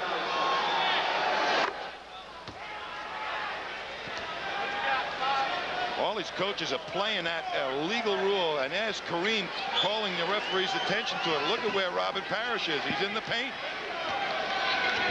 10 and a half gone by, 3rd period. Michael Cooper. Kareem working against Parish. Long sky hook, and it drops for Abdul-Jabbar, who has hit 2 field goals early here in the 3rd period and has 10 points. And the Celtic lead is down to 1. The Lakers have never had the lead in this game. Bird gets it low near the basket. Not near enough. Maxwell, loose ball inside. Blocked by Kareem. And trying to save it and diving into the 5th row of the stands is Michael Cooper. I'm not exaggerating when I say 5th row either. A long leak by Michael Cooper as a timeout is called, Dick. Exactly 2 minutes gone by in this 3rd period, and LA is right on the backs of the Celtics.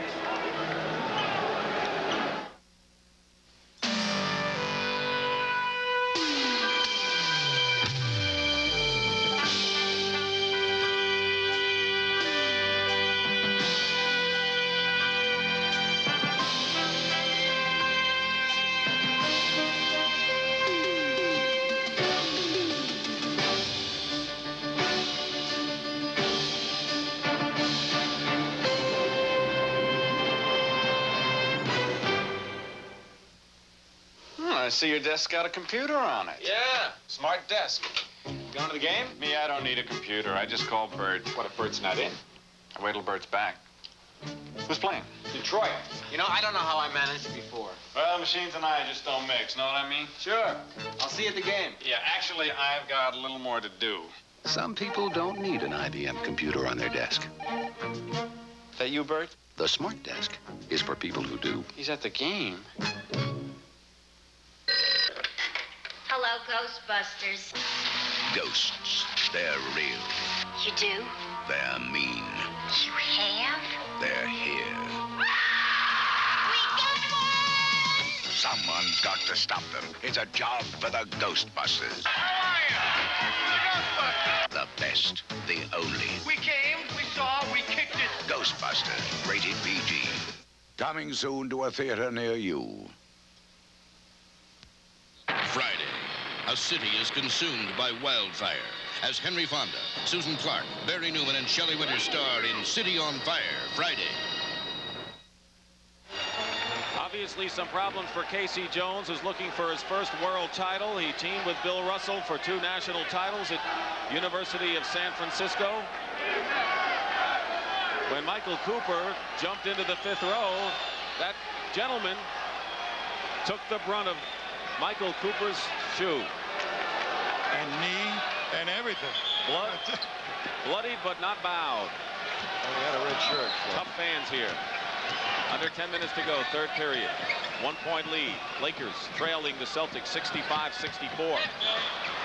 Still Boston ball. Casey Jones, part of 8 world titles as a guard. Quiet, not colorful. A relaxed atmosphere has helped the Celtics. Right now they need more than relaxation. Dennis Johnson hemmed in with 3. Try to go up with a shot anyway, it appears. I don't know if that was a pass. That was a forced shot, Dick. And with all that defense in the paint that LA has, there's no place for Dennis to go. He's got to take the outside shot. Lakers can take the lead for the first time in the ball game. At one point in the second period, they were down by 13, but now they have the lead.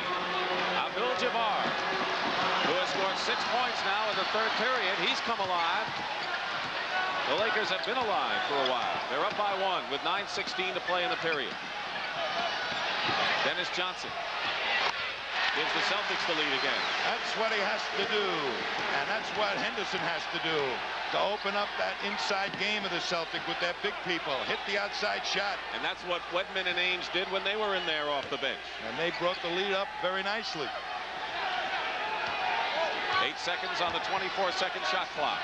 James Worthy. Now Rambis. 3 seconds, and Cooper is going for 3 points. They forced that one. Birds lead pass down court to Johnson. Johnson trying for 2 in a row. Has hit 2 in a row. I don't know why he's hesitant to take it. He can hit it. Dennis Johnson in his 8th year from Pepperdine out in California. Kareem comes back and gets fouled, and a slam. Reverse layup dunk underneath. It's been all Kareem for the Lakers in this third period. 2 sky hooks. Sets up this move. Parish so afraid of the sky hook, he challenges him for it, and a nice roll move by Jabbar. Wow, that is smart basketball. That's playing with Parish's head. He has 8 of the 9 points the Lakers have scored here in the third. And now 9 out of 10. Little head games go on with those big guys down there. We're tied at 69. A little more than 4 minutes gone by in this third period. Parish facing the hoop, lost his footing. And now they call the foul. It'll be the first foul on the Lakers in this period. And it's on Magic Johnson, the second personal foul on Magic. No one is in any foul trouble at this point. No, but Parish tried to do exactly to Kareem what Kareem did to him. Take it to the basket before the double developed.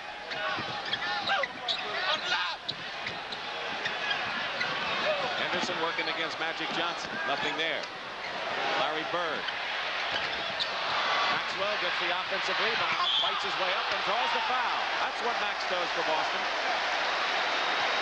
With the rotation of that double team defense, that's going to allow somebody on the Celtics to stream in on that offensive board, and Maxwell does it oh so well. But Larry Bird really has not gotten untracked with the long-range shooting. As of last Saturday, he was complaining to himself that he wasn't shooting well. He made a free throw here on Sunday, made the free throw and got mad. I couldn't believe it. Parish talking to Ray Melchiori, the Celtics trainer. The trainers mean so much to these clubs. Jack Curran, of course, has done a terrific job with the Lakers. Maxwell has 6 rebounds, all of them off the offensive board, and he is a perfect 9 for 9 from the free throw line. Celtics by 2, 7:50 remaining, third period. Kareem is way outside of the left. Dennis Johnson makes a steal on Cooper's pass. Here's Bird, trying to get his shooting eye back. Larry has 15 for the game. Magic sets fire to the Lakers with his passing. Bird with his outside shooting. Dennis Johnson loses Cooper, and Parish picks him up, and Michael Cooper misses the shot. Rambis might have been shoving off and pushing off. He's called for the foul. It's a loose ball foul. There is Clark Kent in short pants. He was Superman 2 years ago when he came from Greece as a free agent. He tried to be Superman on that play. Blocked 2 of the Celtics off at the same time. Celtics with the ball. Their lead is 4. McAdoo will be coming in for the Lakers. A foul and a good fake by Bird. The foul is on Michael Cooper, and that's his third. He is the second Laker to pick up his third foul. Rambis is the other. Bob McAdoo returns to the game. He has scored 6 points. Cooper on Larry Bird is a classic defensive matchup. Quickness against size. And Rambis Rambis is out. And Rambis is out. McAdoo is in. Cooper is on Bird. Rebound Maxwell. And a foul. That bench, they get all the cheerleaders they need. The Boston Celtics on the bench. Danny Ainge doing it there. There's Bird as the double team is about to happen. But watch Maxwell. Nobody rotated to block him out, left him all alone underneath. Great aggressiveness by Maxwell. And he has 10 rebounds. All offensive rebounds.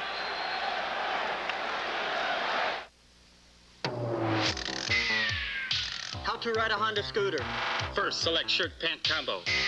We suggest this or this. Next, select appropriate shoes. We suggest 2. Then choose a scooter that best expresses your individuality. There are many sizes and colors. And always wear your helmet. Honda scooters. They're everything but ordinary. How come we're hiding in these bushes, boss? To catch them illegal distance balls. Dimwit, let's go! All right, hand over that there hot ball. Hot ball? Oh, no, Sheriff, it's the even longer top flight. And a higher flying Top Flight XL. The longest balls. The new Top Flights. Anything longer must be illegal. By the way, Sheriff. Yep. What's your handicap? Him. So this is the new log cabin. Thanks for giving me a hand. Hey, what are friends for? Here's to good friends. Tonight's kind of special.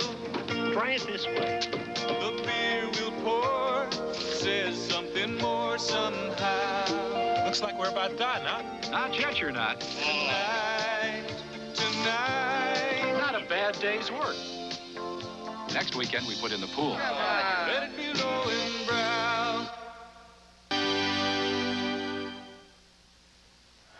Tom, this has been the Laker game plan so far in the first 2 games. Packing it in the paint. All 5 of the Lakers inside that painted area in the free throw lane. And it's almost impossible to penetrate it, as we'll see Dennis Johnson with the ball try and get inside. He's surrounded by 3 players, forced to take a poor shot. You can't score against that defense unless you first get them to move outside with some outside shooting. And that's what the Celtics have gotten lately. The Celts have run off 6 straight points to break a 69-69 tie. And with 6:52 remaining in the 3rd period, Cedric Maxwell's gone for 10 for 10. Maxwell has 16 points. He is the Boston's high scorer. He has averaged 11 points in the playoffs. So he's having a rousing ball game. Kareem and Magic Johnson each have 15 to lead the Lakers. James Worthy, guarded by Maxwell outside. Kareem and McAdoo also up front. Cooper and Johnson the guard. Lakers with their interchangeable parts. And here's James Worthy. He's fouled. Maxwell fouled Worthy on a long-range shot. Worthy made the basket and will go to the line. Kevin Lockery said yesterday, can you imagine when James Worthy can hit that 20-foot outside shot? He's so right. If ever he hits that shot consistently, and I think he will, nobody's going to be able to stop him unless he's got a blessing from up in the clouds somewhere. He's hit his last 6 shots, Tom, and with 6:24 remaining in the 3rd period, it's a 4-point game. The Celtics lead. Bird, good position inside. Takes the ball away. Parish gets the offensive rebound, and it drops. So the Boston Celtics going to town on the offensive boards, most of them from Maxwell, that time by Parish. That's their power, the big people hitting the boards. And McHale is still on the bench. So he's one of the best at it for the Celtics. So each team is going to their strength. Here's Worthy again outside. 7 in a row for James Worthy, and now Worthy has 16 points, and he becomes Los Angeles' high scorer. So it's power game for Boston against the quickness of the Lakers. Henderson outside. Loose ball, Bird. Parish. No mistake there. The Celtics almost got caught on that one. Henderson was a pesky defender in the backcourt. If he had missed the ball, the Lakers would have been off and running. 80-74, so the Celtics have opened it up to 6 points again. Throwing the ball away is McAdoo. Boston has it on the turnover. Excellent defense by Robert Parish to cut down the passing angle to Jabbar. Celtics had a 13-point lead in the first half. The Lakers came back and took their only lead at 66-65. But Boston has put the game together again. Now here's the break. The outlet pass. Worthy ahead of the field. And he's fouled by Dennis Johnson. 3 fouls on Dennis Johnson. And it was almost another 3-point play situation. When Dennis took that shot, Worthy was ready to take off up the court. Look at him heading up the court. Dennis Johnson about 4 steps behind him. And the best of efforts tries to make sure he doesn't make an easy 2. Well, he has an easy 2 at the line, and so that foul, which was a definite deliberate foul by Johnson, paid off as Worthy misses the first. That's what makes Worthy so dangerous, his quickness up the court and their willingness to look for him, these Lakers. We still haven't seen McHale come off the bench in this third period. The Celtics' not-so-secret weapon. Dennis Johnson, short. Here comes a break, perhaps. Outlet pass. Cooper ahead. And a foul on Dennis Johnson. Well, Dennis Johnson fouled Worthy, and now Cooper, and now Dennis has 4. Well, now the Lakers starting to assert themselves with what they do best, that fast break. You miss the outside shot, a long rebound, and you're going to be in trouble unless everybody hustles back. Robert Parish is trying almost a 2-on-1, and Dennis has to foul under the gun. And Kevin McHale gets off the bench. He has scored 7 points. He had 25 in game number 1 on Sunday. Robert Parish goes to the bench. And now Casey Jones is also going to counter with Scott Wedman. Wedman hit 2 field goals when Ainge and Wedman put together a good outside shooting duo in the second period when the Celtics open up their big lead. Any of the Celtic guards miss a couple of outside shots. Casey's going quickly to the bench to find somebody that can hit that outside shot. Cooper misses the free throw. 1 out of 2. 4:40 remaining. Third period. 80-76 Boston. Lakers didn't have the lead at all until this third period. Celtics regained it in a hurry. Bird nearly lost it. Johnson does. Cooper to Magic. Wedman is back, but it's a 2-on-1 for LA. Oh, yeah! Worthy with the basket and the foul as he goes flying over the photographer. I hope he's all right. Well, he's hurting right now. 22nd timeout as James Worthy took a header flying over the post, and a slew of photographers, and Jack Curran, the Laker trainer, is out there. There's an ill-advised shot and pass to Bird. He's just trying to hold on. There was no pass to Bird. Here's Dennis now. Figures he's got an opening, and that defense again surrounds him. Up comes Magic, and Worthy already out on the break and way ahead of him. And boy, did he get clobbered. Dennis Johnson has committed his 5th personal foul. 1 more and he's gone, and James Worthy apparently is all right, although he is shaken up. Worthy missed his first shot of the game, and he has hit his last 8. And the Celtic lead of 80-78 once again in dire jeopardy here, and Dennis Johnson has 5 personal fouls, and he has to come out. Danny Ainge. Well, that was the matchup that speed created, forced Casey Jones to make sure that DJ played on him, and he's not getting back quick enough to stop Worthy. So that's his job, to make sure Worthy doesn't get out there on the break, but he certainly is showing tail everybody. Danny Ainge is coming back in. He scored 8 points. So now Ainge and Wedman, who are effective outside shooters, are in the ball game, but the lead has been cut to 1 again, 80-79, with 4:17 to go in the third. So James Worthy remains in the game, and he's guarding Scott Wedman.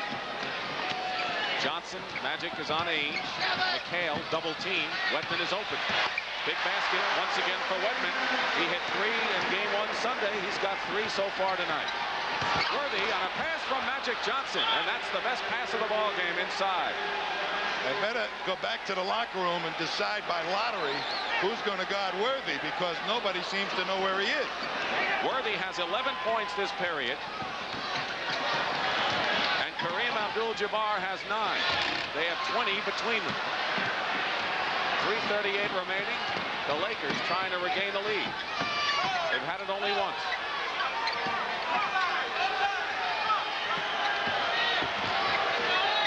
7 on the shot clock. Kareem, a pass to Cooper, and the Lakers have their second lead of the ball game at 83-82. The Celtics defense isn't as packed in as the LA Lakers, so any cutters are easily getting through for easy passes from Jabbar. Bird missing. Rebounding is Magic. Cooper and the fast break going to town, and the LA Lakers now lead by 3, and they are running the Celtics at this point off the Boston Garden court. And the Celtics don't have their running team in there. McHale, long-range hits. Good thing for Wedman and McHale. The last few times the Celtics have come down the court, otherwise they'd be down by more. Well, by playing Wedman for that outside shooting, that's not the speediest team to protect against the fast break. Laker lead is 1. 2.5 minutes to play in the third period. Celtics have already lost one home game, and now a 3-second violation is called against LA. When your team has the ball, you're not allowed to stand in that lane for 3 seconds. You have to get out of that lane.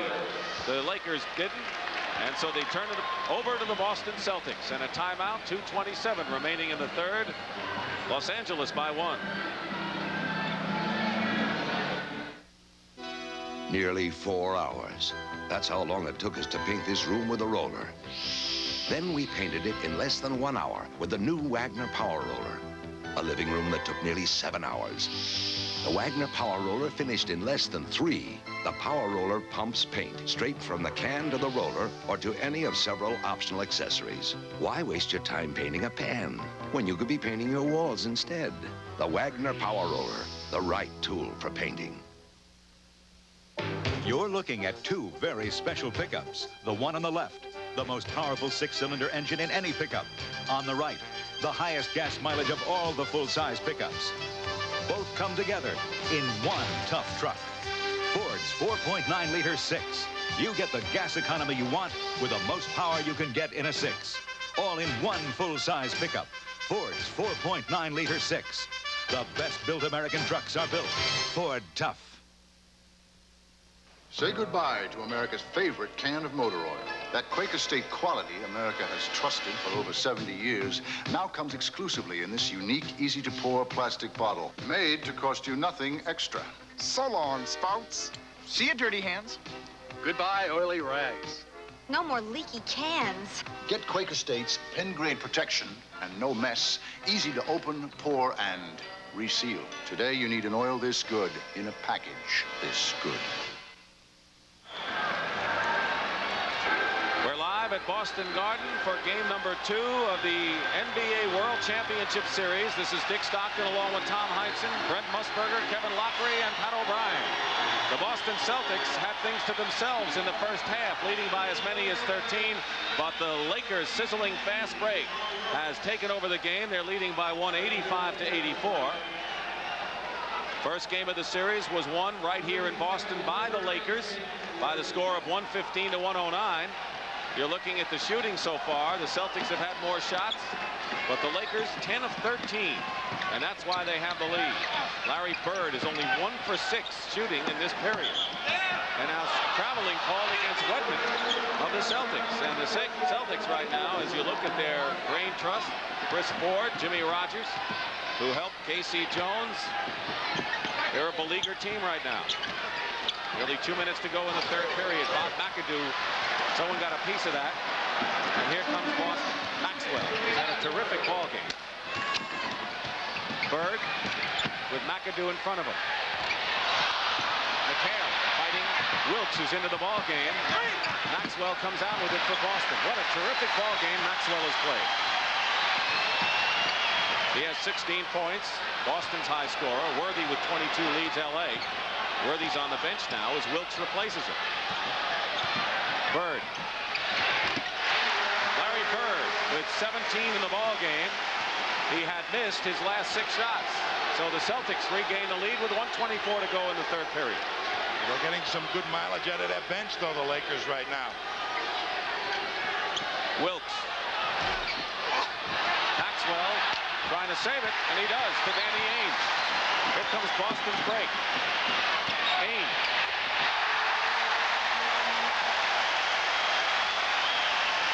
If Jamal Wilkes has been a hero so far off the bench for the Lakers with 11 points. You can say the same for Danny Ainge, who has hit 5 bombs and 10 points, and good passing for the Celtics off the bench.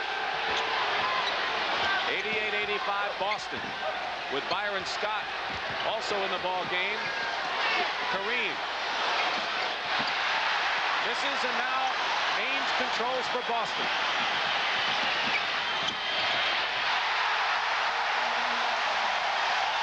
And Danny Ainge is going wild. 6 for 9 for Ainge and 12 points. Not the best of shots, but it counts. He's a streaky shooter. And when he's hot, he's hot.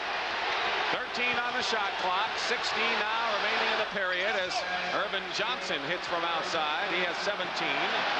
Celtics playing for the last shot, leading by 3. And Wedman goes for 3. He's short. Scott's no good. It's a nip and tuck ball game, and after 3, it's Boston 90, Los Angeles 87, and the Garden fans are thrilled. And we'll return to the Boston Garden after this word from your local station. This weekend, the long and demanding Congressional course will test a top PGA field when they play the 17th Kemper Open, starting Saturday on CBS Sports. This is CBS. I've driven in the snow, and I've driven in the mud. Let me tell you, neither's fun, bud. Drive on Bridgestone, drive on. Eats up snow and tracks like an arrow, drinks up the water and spits out the miles, and that's miles of smiles. Drive on Bridgestone, drive on. Being safe and feeling right, you got your world locked up tight, right? Right. Drive on Bridgestone, drive on. High-tech tread design for all kinds of weather. The name is Bridgestone. Drive on Bridgestone, drive on.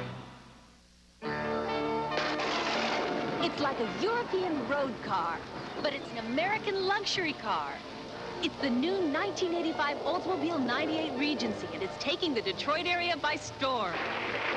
That's why the real people, the Detroit area Olds dealers, are giving a free golf-size umbrella with every new 98 test drive right now. Come on in, rain or shine. You've got to drive the new 98 Regency to believe it.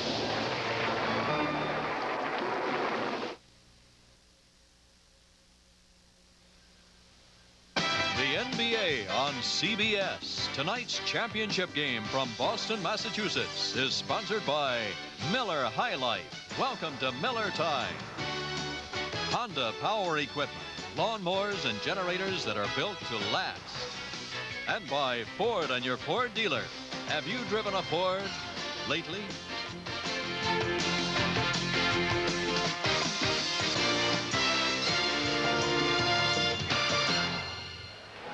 Right now, for another point of view, let's go to Brent Musburger and Kevin Lockery. Guys?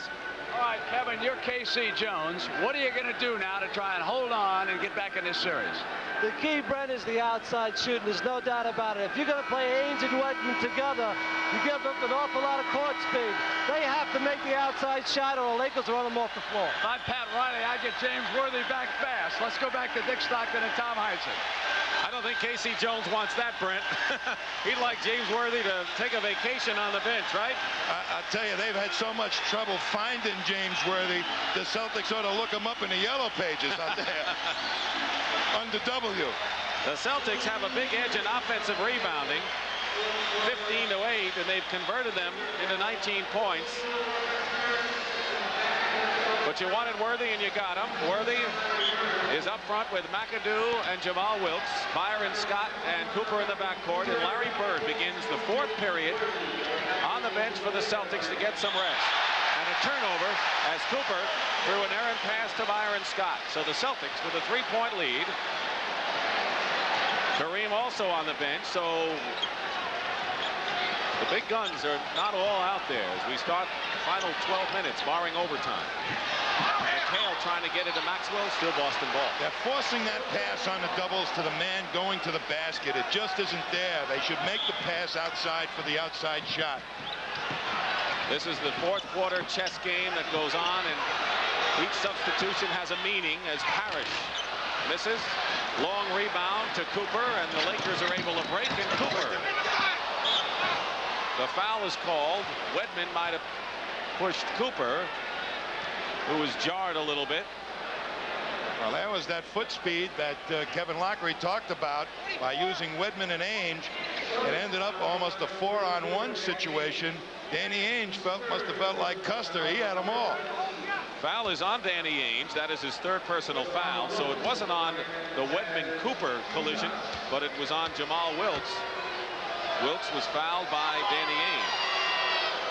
Very unorthodox style for Jamal Wilkes at the free throw line. When he was a youngster, his sister Naomi was such a good player in her own right. She used to block his shots. He had to come up with another way, and he did.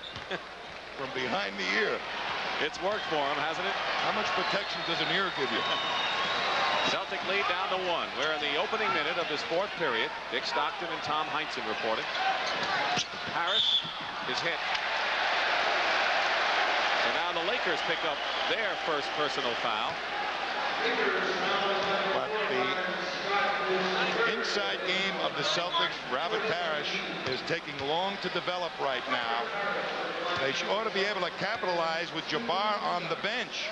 So they're trying to go to him to make sure that he'll count. Parish missed the free throw. Scott's personal was his third. Kareem remains on the bench for Los Angeles. Larry Bird on the bench for Boston. Magic Johnson is also on the bench for LA. It's still Boston ball. Keep in mind now that only 4 teams have come back from a 2-0 deficit to win a best-of-7 playoff series in NBA history, and no team has ever lost the first 2 at home and come back and won. Celtics lost game number 1 at home. So a lot of meaning right here. 1 minute going by. Wedman coming around a screen and hits. Got Wedman with 8 points. So between the two of them, Ainge and Wedman have 20 points. And now they're working to get Wedman open for his shots. That's a good sign. Jamal Wilkes. You don't want to give him too much room anywhere. Comes inside on a feed from Worthy. He wanted it. He missed it. And now with a 3-point lead, the Celtics trying to open it up again. Keep in mind they did have a 13-point lead in the first half. That evaporated. Wedman for 3. And the rebound. And it's a loose ball foul against the Lakers. So James Worthy started a run, but hold it. A little push from behind. A favorite little trick when you're caught out of position. As the man goes up in the air, you put a hand in his back and nudge him off the court. And coming back in the ball game for the Celtics is Larry Bird. We said at the outset, the heart and soul of the team. Cedric Maxwell gets a big standing ovation. He has scored 16 points. And that's the one thing the Celtics don't expect from him in that scoring. Done a superb job. Here's Bird working against Wilkes. 19 for Larry Bird. He's Boston's high scorer, and the Celtics lead by 5. How important are these first couple of minutes of this period? Very, very important to establish what you're going to do, the outside shot or the inside game, and also perhaps for the Lakers to upbeat the pace of the game. McAdoo drives in, and a Boston foul. It'll be a 2-shot foul. And now we'll have a timeout with 9:52 remaining. And the foul was on Larry Bird, his third. He doesn't agree. Strong move by Bob McAdoo. And the foul by Bird. Timeout.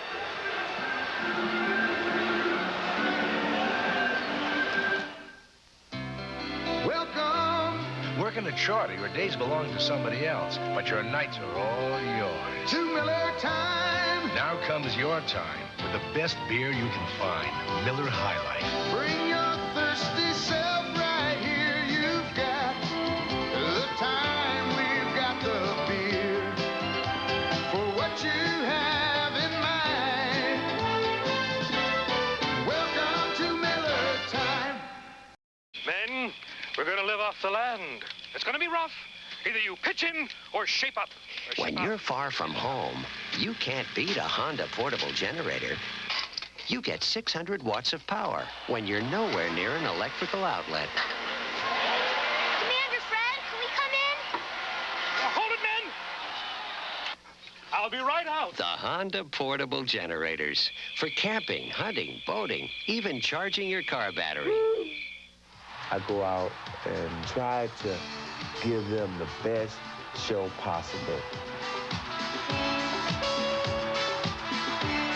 the least you can do is give 100% because I feel that's what the fans want to see and that's what they pay for.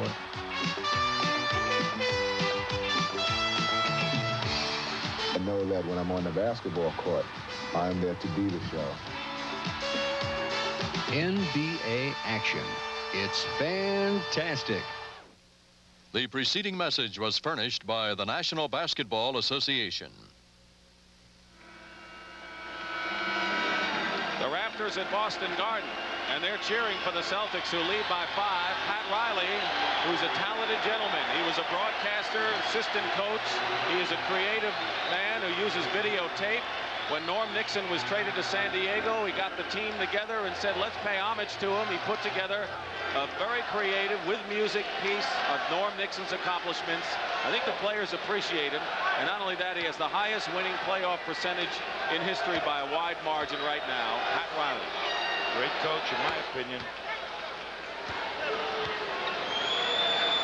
Here's a guy that spent a little time in Boston and kind of left as a coach.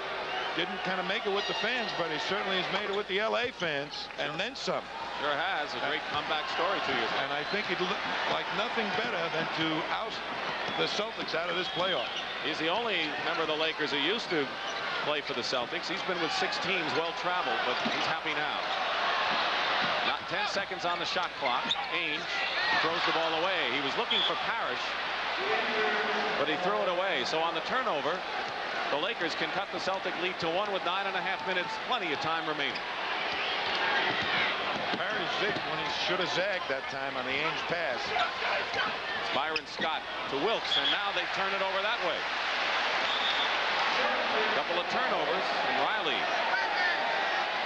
off the bench. Neither one of these coaches, Riley or Casey Jones, get very excited the way my partner used to when he coached. I lost my credit cards one time jumping up. Parish going over McAdoo. And Robert Parish has 14 points. The Lakers are going to come back with their iron. Abdul-Jabbar and Magic Johnson momentarily. Ainge is on Byron Scott, the rookie. Bird on Wilkes. McAdoo and Parish. And here's McAdoo going in, and the basket will count, and will get the foul too. So there was a one-on-one challenge, and McAdoo won it. Well, that's speed. McAdoo got the real speed advantage on Parish. Parish got to respect the outside shot, which sets up the easy drive for McAdoo, and he gets clobbered going in there. Foul is on Parish, his 3rd. The only player on the game in foul trouble is Dennis Johnson, who's been on the bench with 5 personal fouls. McAdoo gets the 3-point play to bring the Lakers to within 2. And there's Dennis Johnson, big guard.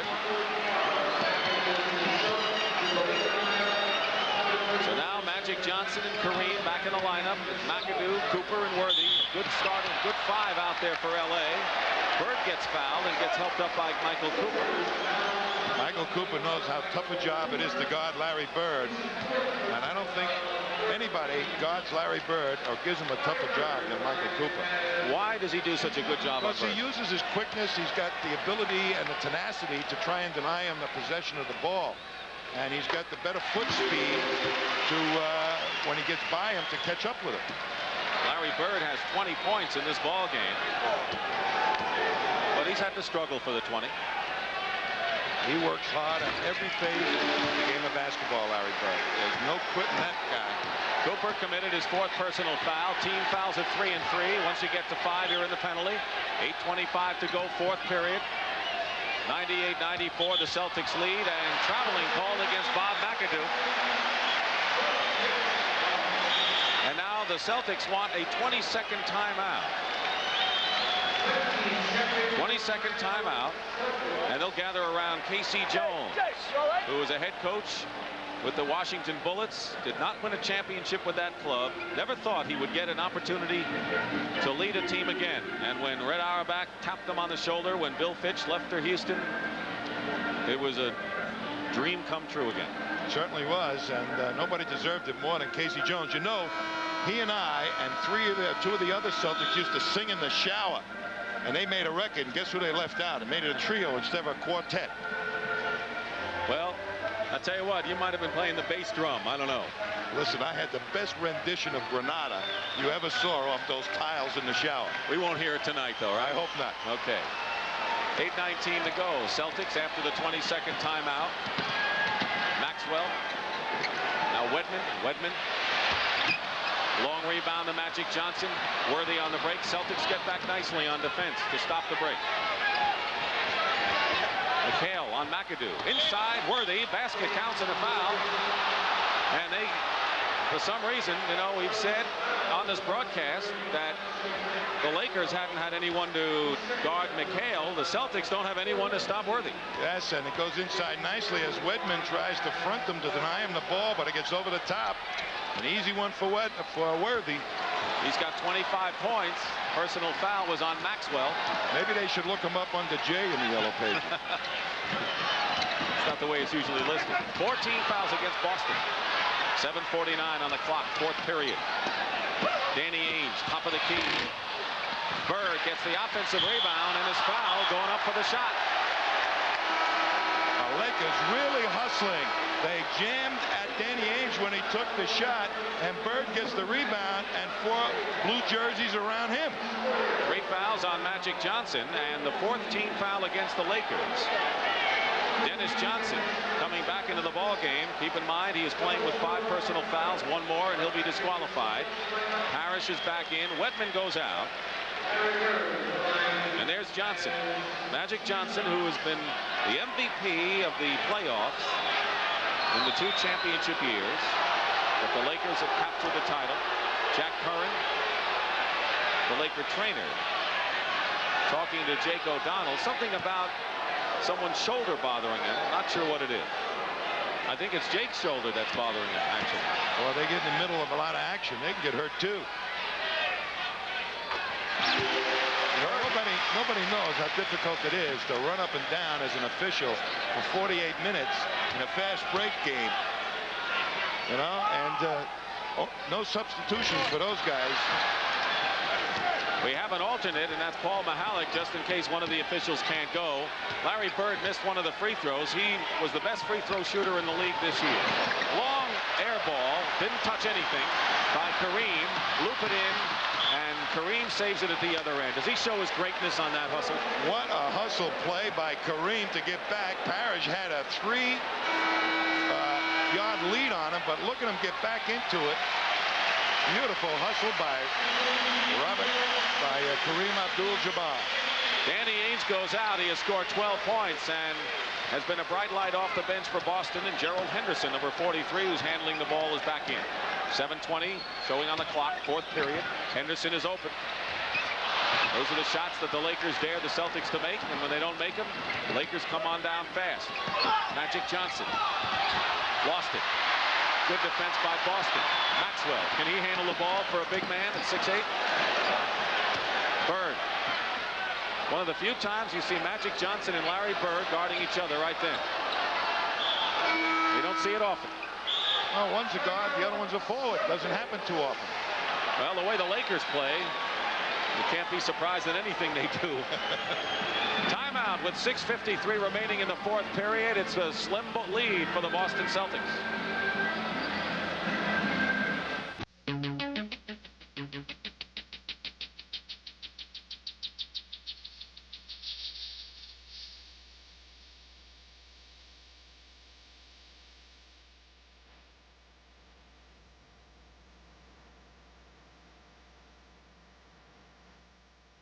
For sports, Channel 2's Fred McLeod covers all the bases. Fred McLeod in Channel 2 Eyewitness News at 5:30, 6, and 11. It's a sure hit.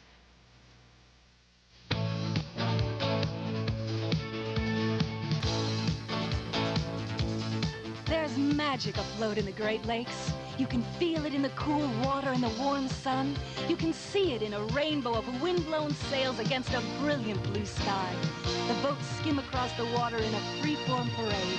It's Mother Nature's symphony, a joyous celebration of life, freedom, and the spirit of adventure.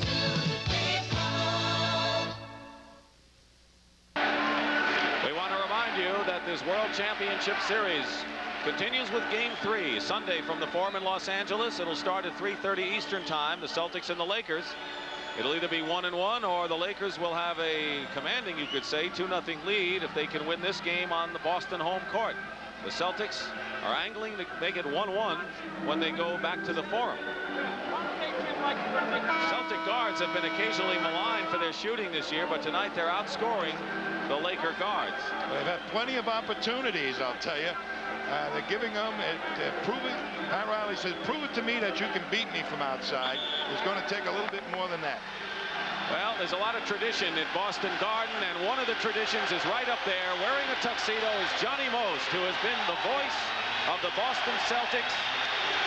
He is a legend, and someday I wouldn't be surprised if Johnny Most number is hung up among the rafters. On a microphone. He's my good friend. What a guy. Celtics inbounding, leading by 2. We're nearly halfway through this final period. And the Lakers also have a legendary broadcaster in their own right. As Robert Parish hits another one from outside. He has 16 points. Bird with 22 leads Boston. Parish and Maxwell 16. So the guards have been doing some good shooting for Boston, but the front court has been doing a lot of scoring. Kareem falls off to Maxwell. 4-point lead.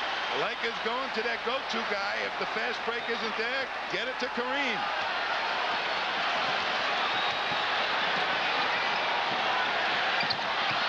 And Bird tried to get it to Henderson, but he tried to go in a crowd, and the Lakers were wary of it and picked it off. Now Magic Johnson control. Bird out to meet McAdoo. McAdoo, tough pulling up. It is just about impossible to stop him when he pulls up at 6'10", 6'11". I remember when he was at Buffalo, boy, he used to knock him in from 30 feet. At least he's moved in a little bit as he's gotten older. 2-point lead now.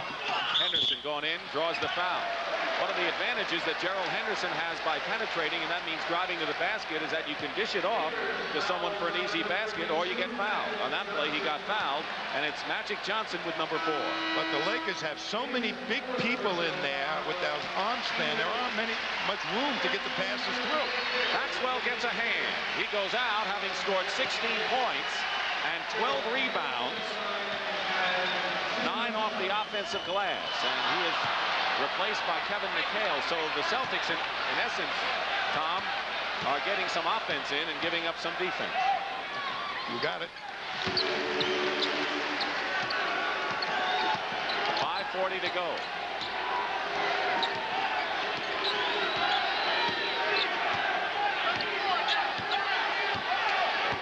Plenty of time on the 24-second shot clock.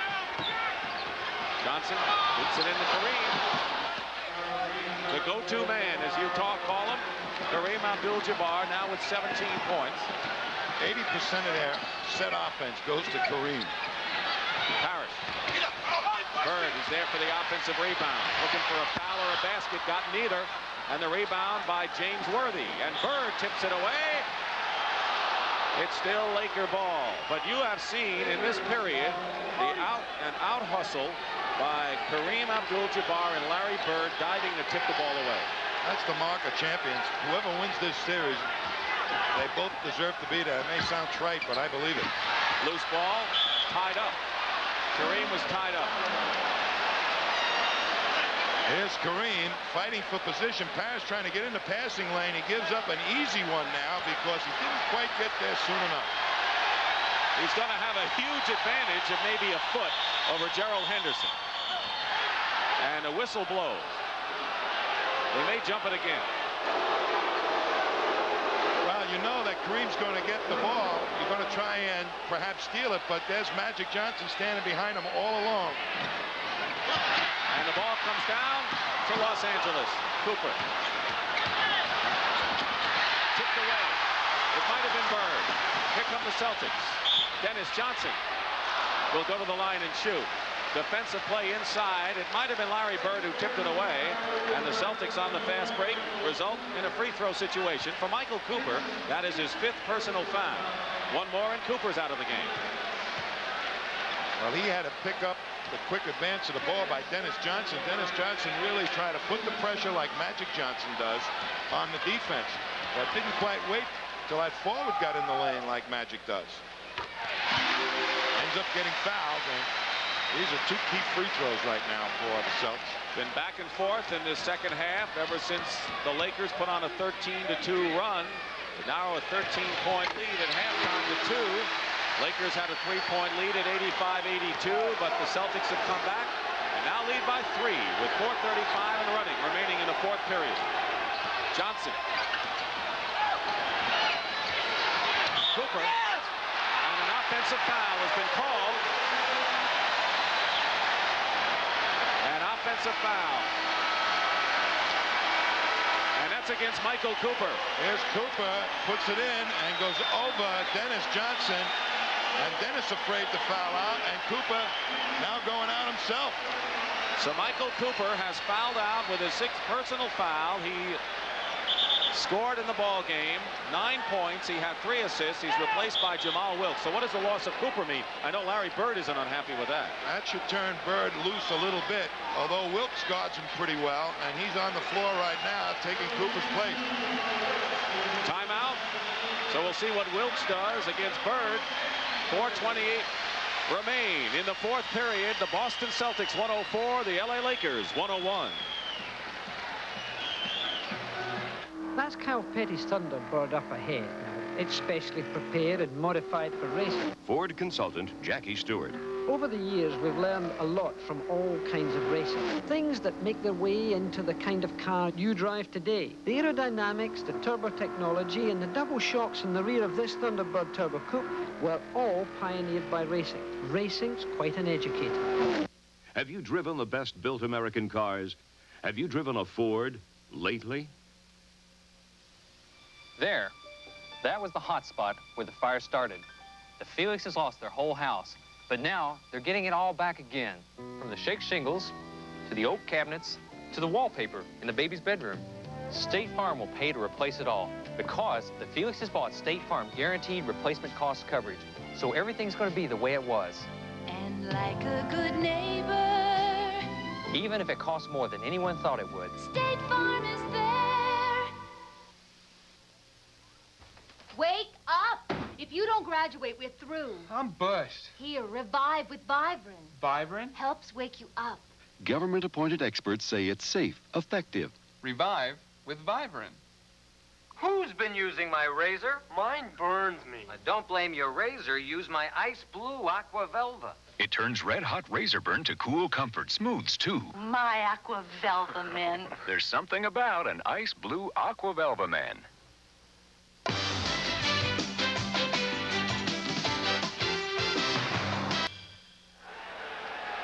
And right now, Brent Musburger is with Kevin Lockery. Brent? Dick, you know, it's an interesting thing. Dennis Johnson sat on that bench so long, I think he was upset when he finally came in. He's not in the flow of the things for the Celtics right now. Meanwhile, what does Pat Riley do, having lost Michael Cooper? Well, Pat Riley will bring in word that now we'll have to play Bird. But when they don't get the fast break, the Lakers, they'll go down to Kareem. All right, let's go back now to Dick and Tommy. All right, guys, thank you very much.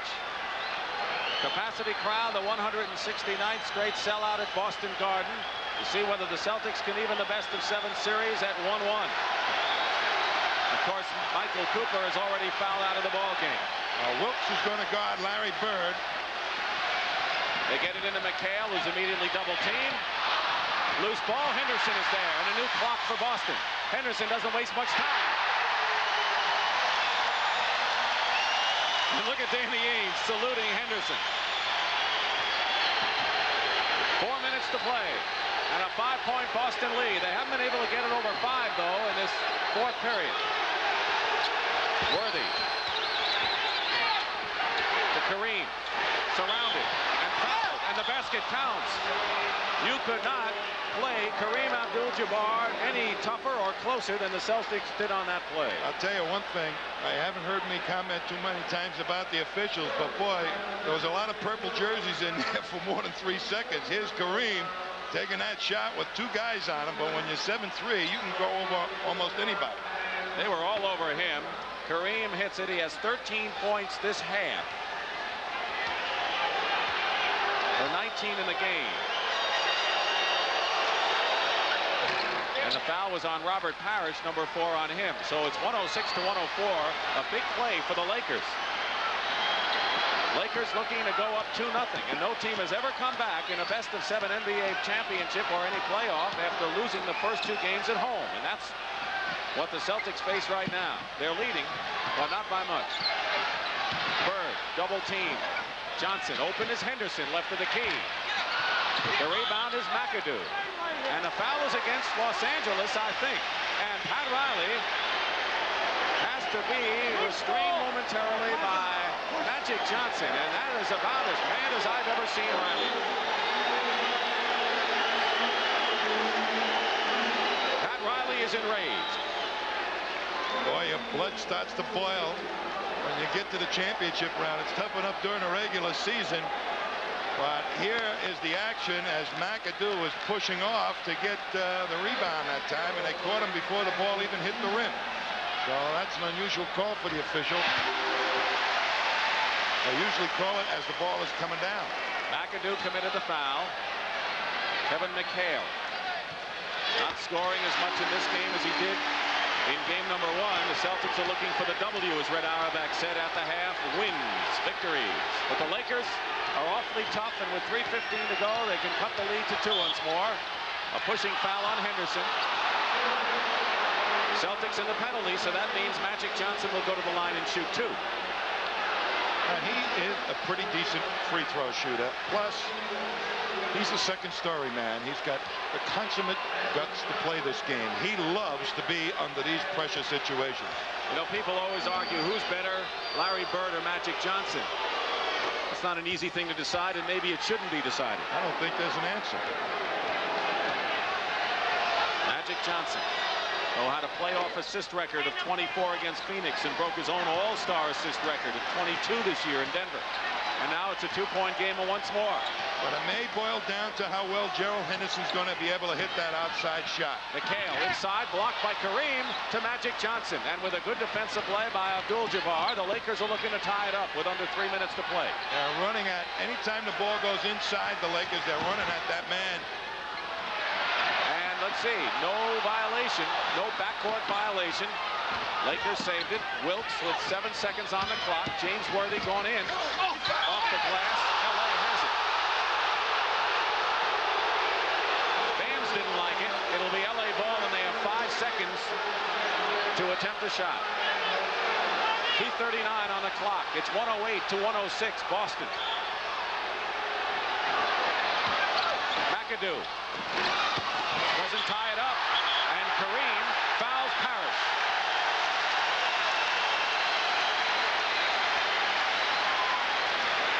Number 4 on Kareem Abdul-Jabbar, the oldest player in the playoffs at age 37. Here's Bird getting in the front of James Worthy, and he gets his hand up on McAdoo, and the ball goes right off Larry Bird and out of bounds. So 0-0, Robert Parish misses an important free throw. He's 0 for 3 from the line. Cedric Maxwell has come in replacing Henderson. Why? There is a key move by Casey Jones. All his outside shooting is gone except for Larry Bird, and the speed is gone. So the Lakers have a chance to crack it open with a couple of fast breaks. Well, what do the Celtics have in there? They're hoping to really go inside more and bang the boards. 108-106. Parish missed 2. Lakers can tie it up, but McHale blocks the shot. And here's Dennis Johnson. All the way, Dennis Johnson to Bird. And Larry Bird will go to the line. It was Kevin McHale with the defensive play at the other end. Here's the penetration, but McHale gets in there, swats it away. Johnson, the fastest guy the Celtics have right now, pushes it up the middle. Bird on the wing, wide open for an instant, gets banged. So it could have been a 3-point play. McAdoo with his 4th foul. Bird on the line. Keep in mind, Parish missed 2 free throws. The Lakers had 2 chances down the court to tie this game, and now Bird can give the Celtics a 4-point lead. 2:14 remain in the 4th period. Those big people better pay off for Boston. They're trying to give the Lakers only 1 shot and then get the rebound. Bird has 24, Worthy 25. Those are the high scores.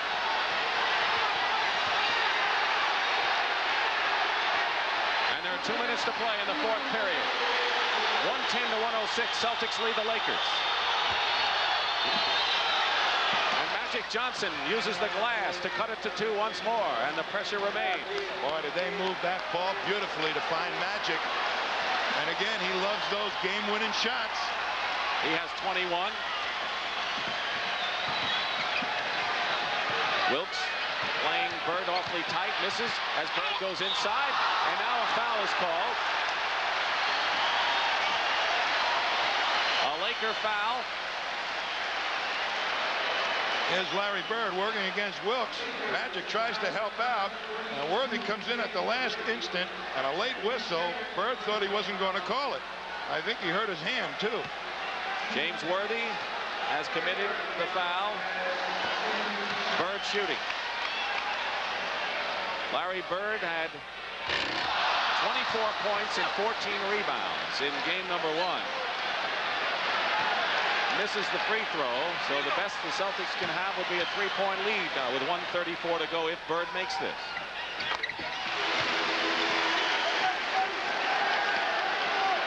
A minute and a half remaining. Both teams in the penalty. Both lead players, Bird and Magic Johnson, are out there. Kareem in the half-court game, so important for the Lakers. Knocked away by Parish. Kareem recovers, and driving in is Worthy with a slam and a foul. A basket by James Worthy, who has been nothing short of magnificent in the first 2 games of the series, and a foul as well. Kareem does find Worthy, who had loosened up, and charges through, and it wasn't, in my mind anyway, any chance he was going to miss that one, and picks up the blocking foul on Maxwell. And he can tie it up, and he does. So James Worthy, who missed the first shot of the game and then hit 11 in a row, has tied the game at 111 apiece. He has 28. And now Boston wants a timeout. And right now, it would be fitting to remind you that if you like this tremendous playoff action for the NBA championship, there's more. Sunday from the Forum in Inglewood, Game 3 at 3:30 Eastern Time.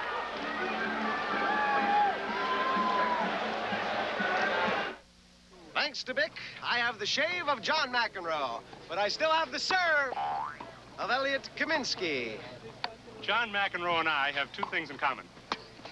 Make that one thing. We both shave with Bic. And so should you, because Bic is beautiful, smooth, close, comfortable, and only 20 cents. Let's play. I'll be John McEnroe. You're not even old enough to shave.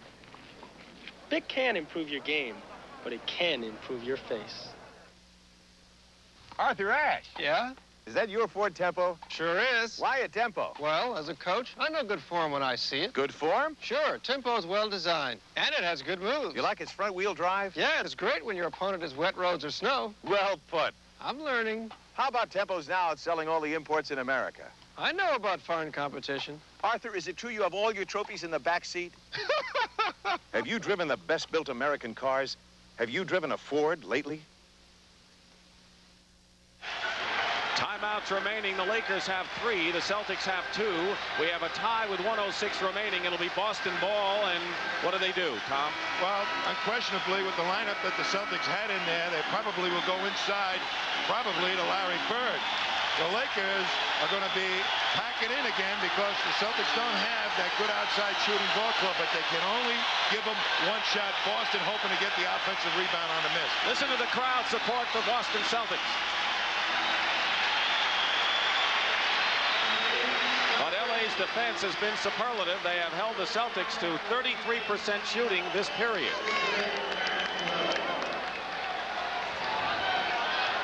Bird will inbound. 111 with 106 to go. Worthy, the leading scorer for the Lakers, and Bird with 25 for Boston. Dennis Johnson. Wilkes is out on top on Bird. Wedman now, guarded by Worthy. 5 seconds on the shot clock. Dennis Johnson, fall away, short, didn't hit the rim or the board, and now the Lakers, with 46 seconds to go, have a chance to break the tie. Celtics have had the lead most of the game, but that's not what counts. Magic Johnson is fouled by Dennis Johnson, who fouls out of the ball game. That is his 6th personal foul. But more important, will send Magic Johnson the line to shoot 2 shots. 2 boo-boos by DJ. Missed through an air ball as time was running down on a 24-second clock. And then commits the foul against Magic, puts him at the line. To be candid, this has not been a good ball game for Dennis Johnson in any way, shape, or form. What I think he did was try to force his play too much, not take what the defense was giving him. Magic Johnson is perfect from the free throw line. He's now 6 for 6. 35 seconds showing on the clock. Celtics have 2 timeouts remaining. And the Lakers are up by 2. Does Casey use him now? No. Henderson replaced Dennis Johnson, who fouled out with 10.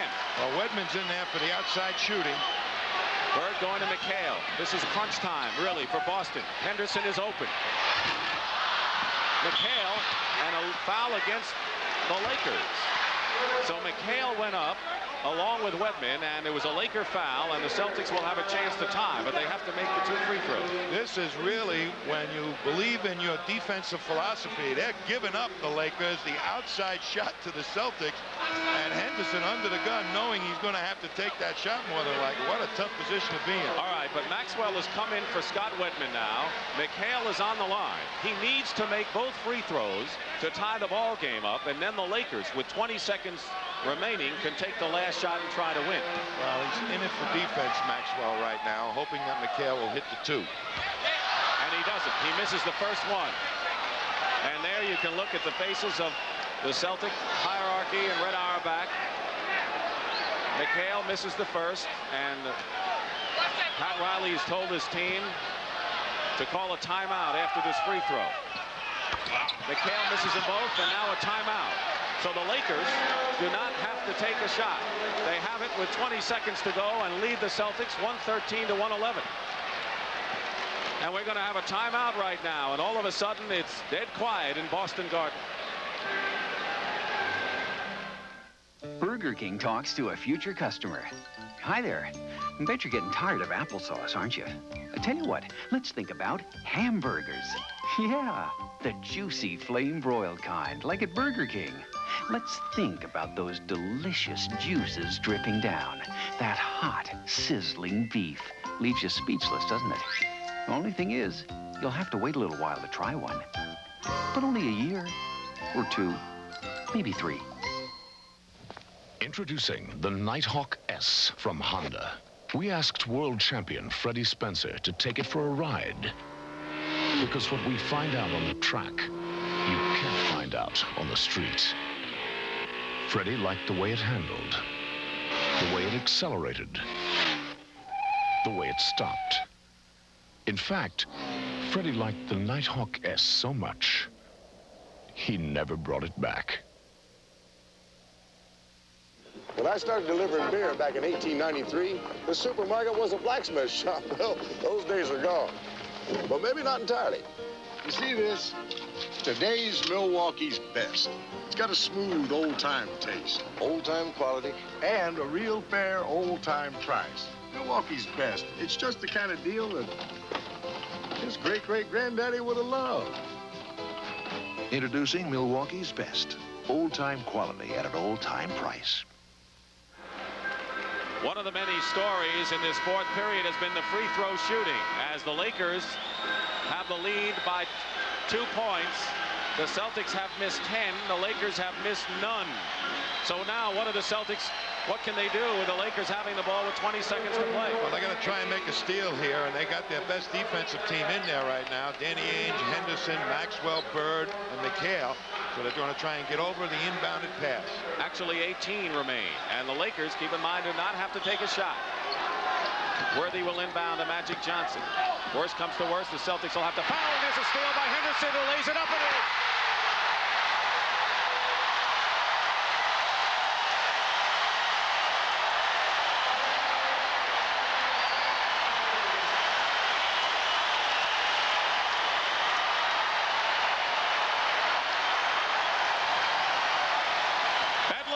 Boston, but it's not over yet. The leprechaun at work here at Boston Garden. A steal right when you need it.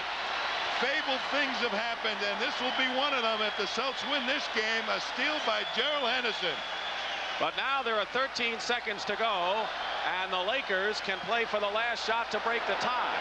The Boston Celtics are in a little better position than they were before, but they're not out of the woods yet. Now, what do the Lakers want to do now? Well, they've got the automatic 2 points in the sky hook of Kareem Abdul-Jabbar, and if they rush at Kareem, somebody may be open going quickly to the basket.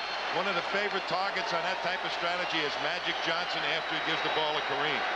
At what point do the Lakers have to take the shot? Well, most coaches have plays timed so that they make sure that you can get the shot and at least perhaps a rebound attempt. What play they use depends on what time they go for. So is it conceivable the Lakers can score and then the Celtics can still get that last shot? Yes, if they take the shot too soon. But normally the coaches have these plays timed pretty well. They know, say, go for it at 8 seconds, and then 1 or 2 passes, they'll go for it. There is the guy, goggles and all. Normally, he's the go-to guy. He has won many a ball game. I can remember him here in Milwaukee, sending it into overtime and beating us in the 6th game. So he is capable of making a good one. The crowd is chanting, beat LA.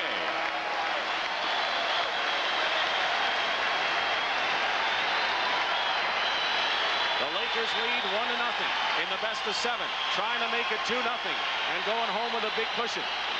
Larry Bird and company are trying to pull it out. They'd be happy with overtime right now. Dick Stockton, Tom Heinsohn, all of us live at Boston Garden, Bedlam. They're going to get up all over Worthy, I think, to try and cut down where the pass will go to. Worthy inbounds to Byron Scott. You watch the clock at the lower part of your screen. They're looking for Kareem. Magic Johnson keeps looking inside. 2 seconds, 1 second, and they don't get it off. The Lakers don't get a shot off.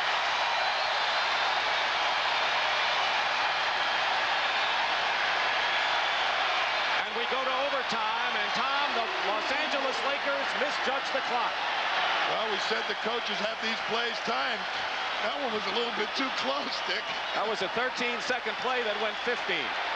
Let's watch the time run out. Does this remind you of the Dallas game? I think he didn't know where the clock was. You know, you look at that 24-second clock a lot of times. 4, I don't think he was trying to find out how much time was left. Didn't really see it. So no shot. And we're going to overtime.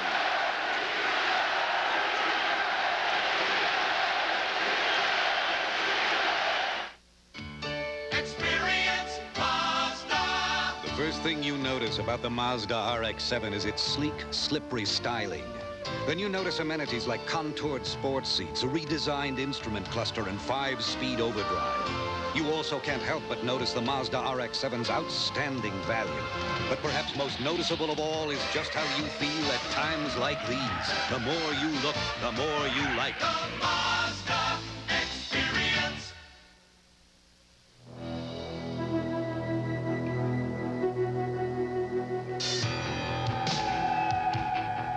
The first thing you learn as a professional photographer is don't take chances. It's just not worth it. I'm talking about the paper we have our pictures printed on. Kodak paper. The overwhelming choice of professional photographers. We ask for it for our personal pictures, too. Insist on Kodak paper. Wherever you see this sign, don't take chances. Nobody looks at office automation quite like Wang. Other computer companies only see the pieces to the puzzle. Data processing, word processing, personal computing. But Wang looks at how all the pieces fit together and gives you one solution that fits everyone's needs. A total solution no other computer company can match. Bringing everything in your office closer together is what puts Wang way ahead. This weekend, the long and demanding Congressional course will test a top PGA field when they play the 17th Kemper Open, starting Saturday on CBS Sports. We're back and we're ready ready for a 5-minute overtime period as the Celtics, who were seemingly doomed, got a steal and a basket from Gerald Henderson. And then the Lakers ran the clock out. Brent Musburger and Kevin Lockery were in Dallas when Derek Harper ran the clock out, thinking his team was ahead, and they weren't. So history has kind of repeated itself here, and the Celtics win the tip. So it can happen to the best of them. It did to the Lakers right there, giving Boston a chance. Bird hard off the glass, and the strategy doesn't work. It'll be Laker ball. He tried to pass it to himself off the glass. That's a pretty smart move. It didn't work, but right idea. 5-minute overtime. But Maxwell is guarding Magic Johnson, a bigger man, cutting down his vision perhaps a little bit. Kareem inside, no basket, traveling. Traveling called against Kareem. Each team has 2 timeouts in the overtime period. And on the 4th foul, it's the penalty. Those are the overtime rules. Still 113 apiece. Boston controlling. Bird looking for Maxwell inside. And an illegal defense called against the Lakers, and that's going to mean a technical foul. That's the 4th time it's been called, and Byron Scott was in the middle. His man was way out past the foul line, and he's not allowed to drop into that painted area. So Bird at the line for the technical foul. Oh. The Celtics, and Bird was going to wrap. I think Bird wanted to pound that ball into the upper deck here at the Garden. He missed the free throw. Boston still has possession as a result of the technical. Henderson, guarded by Byron Scott. Magic Johnson is on Maxwell, who has the ball now. Scott coming out to meet Henderson. Plenty of time on the shot clock, and here's Parish driving the lane. Kareem had come out, and Parish found an opening. Yeah, I forgot about Robert Parish, Kareem, and let him steam down the paint. 1:15, 1:13. Boston. McAdoo drives in and is fouled, and he'll try to tie it up. This is the most I've seen Bob McAdoo drive to the basket in years. He usually likes to stand outside and take that outside shot. Red Auerbach told us the other day we're not going to give Bob McAdoo the outside shot. He has scored 13. That's the 4th personal foul on Larry Bird. And now the Lakers have caught the Celtic foul shooting disease.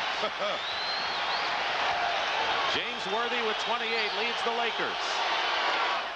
Larry Bird with 25 leads the Celtics, who are up by 1 point with 3:48 remaining in the overtime period.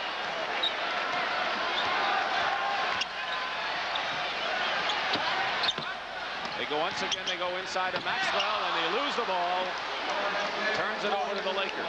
Well, Henderson was wide open. Maxwell, the 2nd best passer on the team, throws a poor one.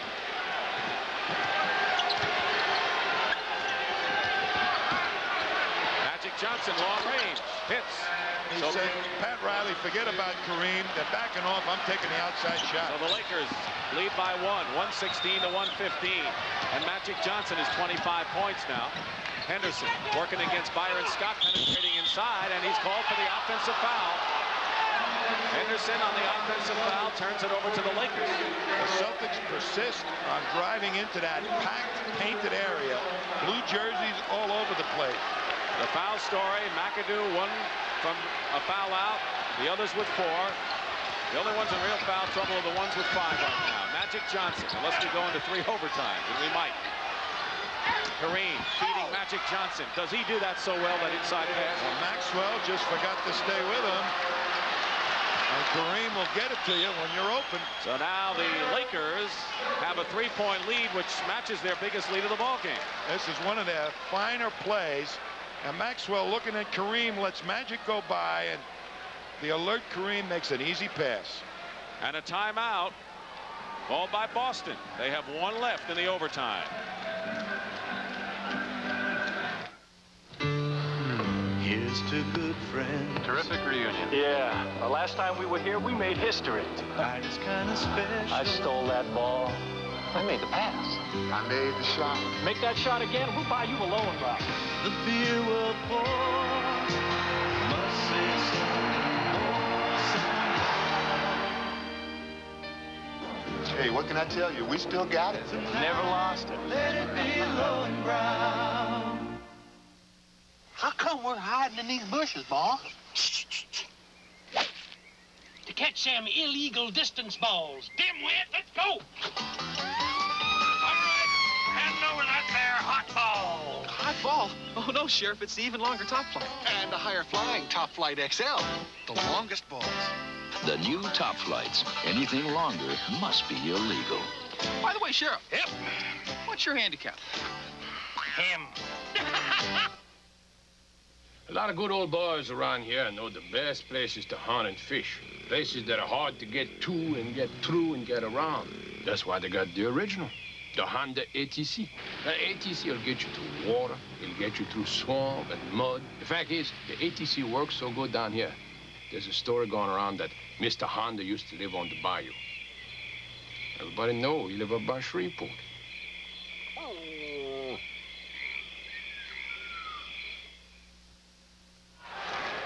We're in overtime at Boston Garden. Right now, let's go to Brent and Kevin. All right, Dick, did you ever think you'd see the day when Magic Johnson would dribble out the clock like he did, but he got the lead back for him? Now, the pressure's on KC and the Celtics. Coach, what will they do? Brent, I think they have to bring Danny Ainge back in the game sooner or later because it's going to be from the outside. He's been hot all game. They've gone with Bird at guard for the last couple of minutes. I think bring Ainge back in the game for the jump shot. All right, let's go back now to Dick and Tommy. Well, Danny Ainge remains on the bench. They bring Whitman in for the outside shooting, so wrong guy, right idea, though. Well, maybe the right guy. Well, what I mean is strategy. 118, 115. Every possession becomes very important here with the Lakers leading by 3. Bird into Worthy. Loose ball taken down by Magic Johnson, who now has 10 rebounds, 8 assists to go along with his 27 points.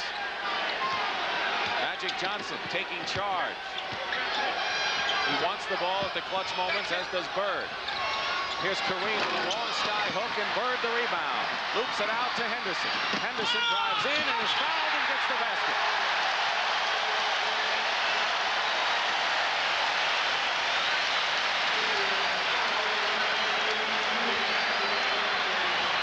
Bird with a heads-up play. Henderson on the fly. Magic trying to get back in it. Better he should have let him go all the way. Just nudged him slightly at the end. But Henderson a chance for a tie-up. And Magic Johnson has picked up his 5th personal foul. One more and he's out of the ball game. You saw Maxwell come in for the Celtics. But Gerald Henderson has been an 11th hour hero for the Boston Celtics, who have tied up the game at 118. Henderson with 16 points, and we're now close to 2 minutes remaining in the overtime period. Worthy is fouled going in. It was a shooting foul with exactly 2 minutes to play.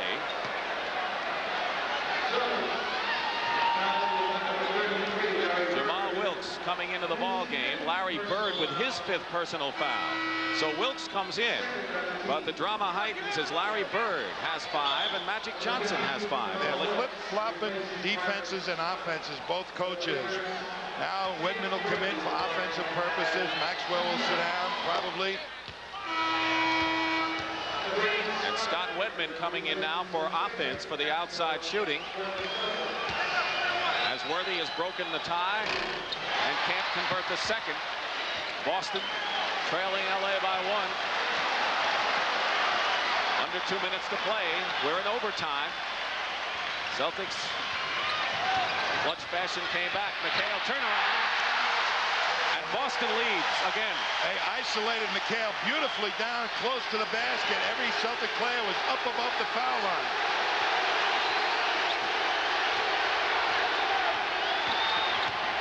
.120 to 119. Boston leading Los Angeles. Game 3 will be Sunday, 3:30 Eastern on CBS.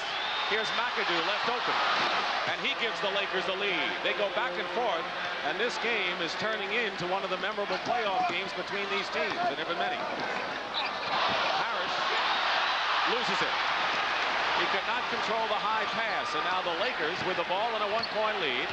You watch the clock in the lower right-hand corner.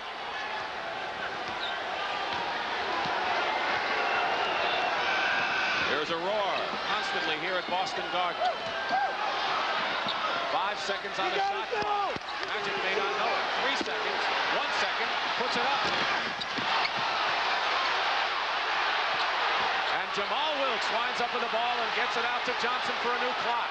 You forget about Wilkes on the board sometimes. Pat Riley was yelling for a timeout, and he gets it with 45 seconds to go. So each team now has one timeout remaining in this overtime period. With 45 seconds, LA has the ball and a 1-point lead. Burger King talks to a future customer. Hi there. Bet you're getting tired of applesauce, aren't you? I tell you what, let's think about hamburgers. Yeah, the juicy flame-broiled kind, like at Burger King. Let's think about those delicious juices dripping down. That hot, sizzling beef. Leaves you speechless, doesn't it? The only thing is, you'll have to wait a little while to try one. But only a year, or 2, maybe 3. Introducing the Nighthawk S from Honda. We asked world champion Freddie Spencer to take it for a ride. Because what we find out on the track, you can't find out on the street. Freddie liked the way it handled, the way it accelerated, the way it stopped. In fact, Freddie liked the Nighthawk S so much, he never brought it back. When I started delivering beer back in 1893, the supermarket was a blacksmith shop. Well, those days are gone. But maybe not entirely. You see this? Today's Milwaukee's best. It's got a smooth, old-time taste. Old-time quality. And a real fair, old-time price. Milwaukee's best. It's just the kind of deal that his great-great-granddaddy would have loved. Introducing Milwaukee's best. Old-time quality at an old-time price. And this tense battle is turned into a test of wills between the best 2 teams in the NBA. The Lakers with a 121-120 lead over the Celtics, who won 62 games, the best record in the league. The Lakers in the NBA Championship Series for the 3rd consecutive year would like to take a 2-0 lead back to Los Angeles. In the regular season, the Lakers won both games, so the Celtics are looking for their first win of the year against Los Angeles. 45 seconds remain in the overtime period. 19 seconds on the shot clock. They changed the defensive matchups to Celtics. Henderson is guarding Magic Johnson now instead of Maxwell. And Maxwell's got Wilkes. Defense crucial here for Boston.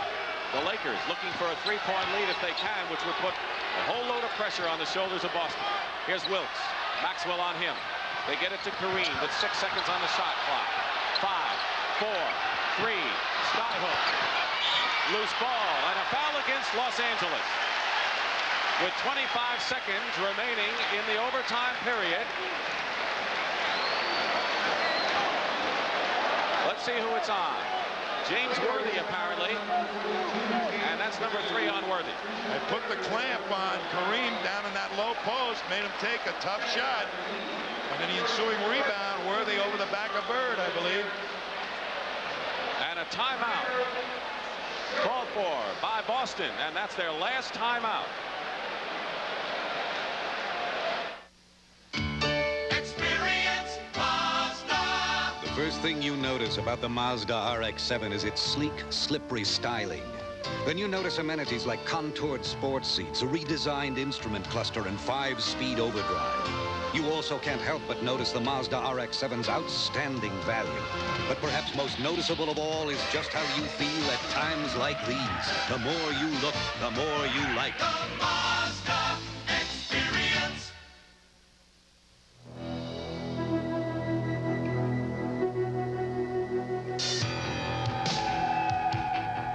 The first thing you learn as a professional photographer is don't take chances. It's just not worth it. I'm talking about the paper we have our pictures printed on. Kodak paper. The overwhelming choice of professional photographers. We ask for it for our personal pictures, too. Insist on Kodak paper. Wherever you see this sign, don't take chances. Nobody looks at office automation quite like Wang. Other computer companies only see the pieces to the puzzle. Data processing, word processing, personal computing. But Wang looks at how all the pieces fit together and gives you one solution that fits everyone's needs. A total solution no other computer company can match. Bringing everything in your office closer together is what puts Wang way ahead. This weekend, the long and demanding Congressional course will test a top PGA field when they play the 17th Kemper Open, starting Saturday on CBS Sports.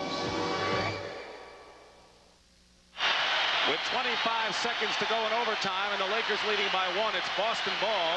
Is Larry Bird your man? He's 8 for 22 shooting tonight and only 38% shooting in the 2 games thus far. If I were Casey Jones, I wouldn't care. Get the ball in the hands of Larry Bird.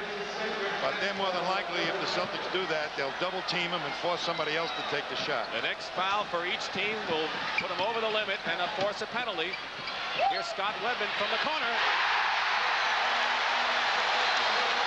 And now the Lakers call their last timeout. The Lakers call a timeout after Scott Wedman hits a clutch shot from the corner. Scott Wedman, who was an all-star at Kansas City and languished on the bench in Boston after being acquired by Cleveland. Not speed of foot, but a good outside shooter and a veteran, has given the Celtics a 122 to 121 lead. As you can see, there are no more timeouts for either side, but the Lakers have 14 seconds now to set up what they hope will be the winning basket. We're in overtime, Thomas. I think Magic is going to know where that clock is now to count it down. But again, their prime man is Kareem Abdul-Jabbar. Get him the ball, see what develops. He's so smart. He gets the sky hook off, or if they double team him, he is exceptional at finding the open man. The thing is for the Lakers to have some decent outside shooters. Wilkes will be an important part of this thing as one of their favorite targets if Kareem gets doubled. Keep in mind, when there are no timeouts, that means if the Celtics get a rebound, they cannot call a timeout. Or if the Lakers make the basket, the Celtics have to push the ball up the court. Listen to him here. Deafening roar at the Garden.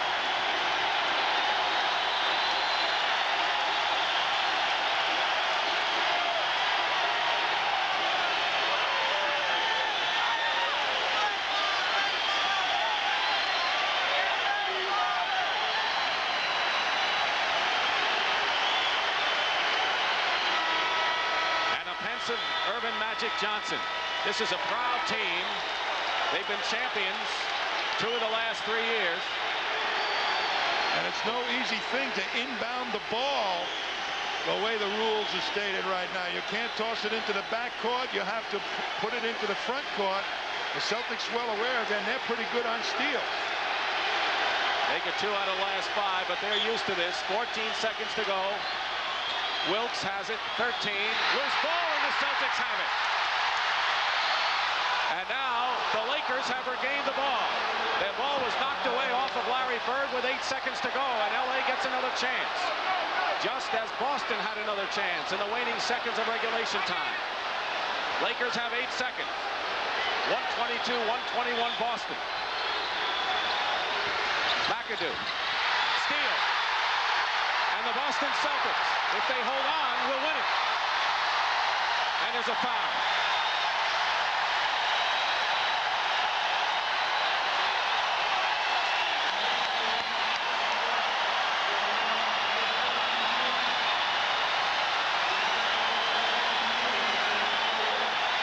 Let's watch the scramble, Tom. Well, I got blocked out, to tell you the truth. I don't know what happened. I'm seeing it for the first time. And here's Parish, of all people, making a steal against Bob McAdoo. Now, Celtics end up with possession of the ball. The question is, does Larry Bird make the 2? Or does he hit one off the rim and let the clock go? Finch got caught with that strategy one time. 9 for 13 from the line. And Larry Bird, with 2 seconds to go, I think if you're the Celtics, you take the 3-point lead and say, beat me with 2 seconds to go on a 3-pointer. Particularly with LA out of timeouts, they got to take it out underneath the basket. It's a 3-point lead.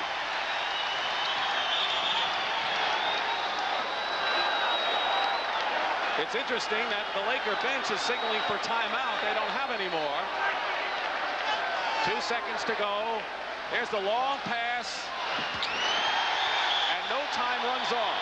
Boston will get it back, I think. At the other end of the court, where the ball was launched by the Lakers.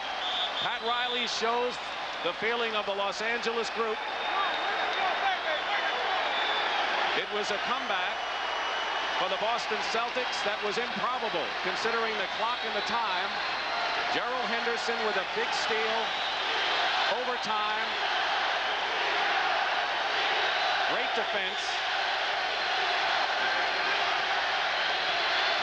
And that'll do it.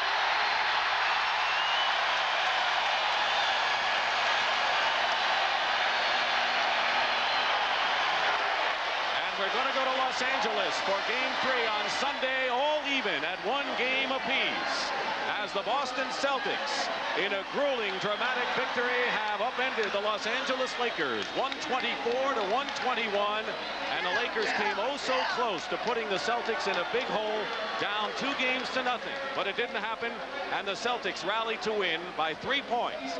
And so now this series, which everyone had talked about as perhaps going the limit, being a great clash between 2 of the proud teams in professional basketball. And now it looks like we have the makings of the terrific series that was anticipated. So with the score 124-121, Boston over Los Angeles. Right now, let's go to Brent Musburger. All right, Dick, you'll never see one any better than that. But, Kevin, the Lakers had this game, and when you give a championship game away, that could spell big trouble. Exactly right. It could cause a little problem for the Lakers. They felt they were 2-0.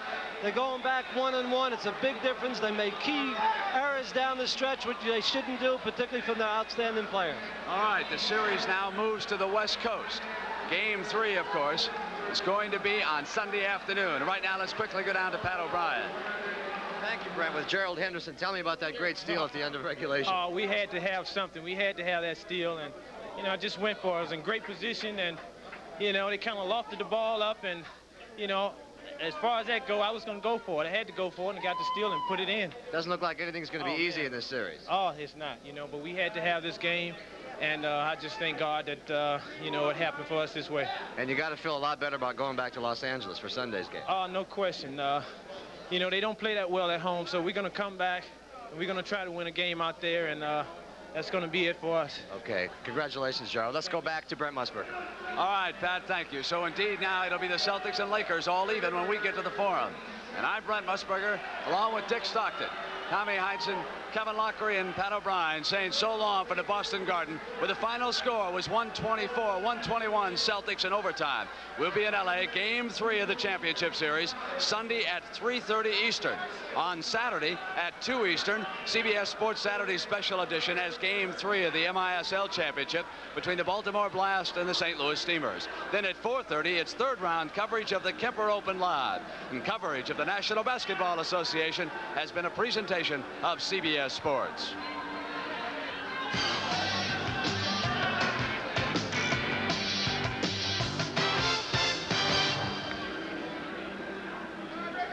Fly the friendly skies of United, serving more of the nation's top 100 business centers than anyone. You're not just flying, you're flying the friendly skies. This is CBS.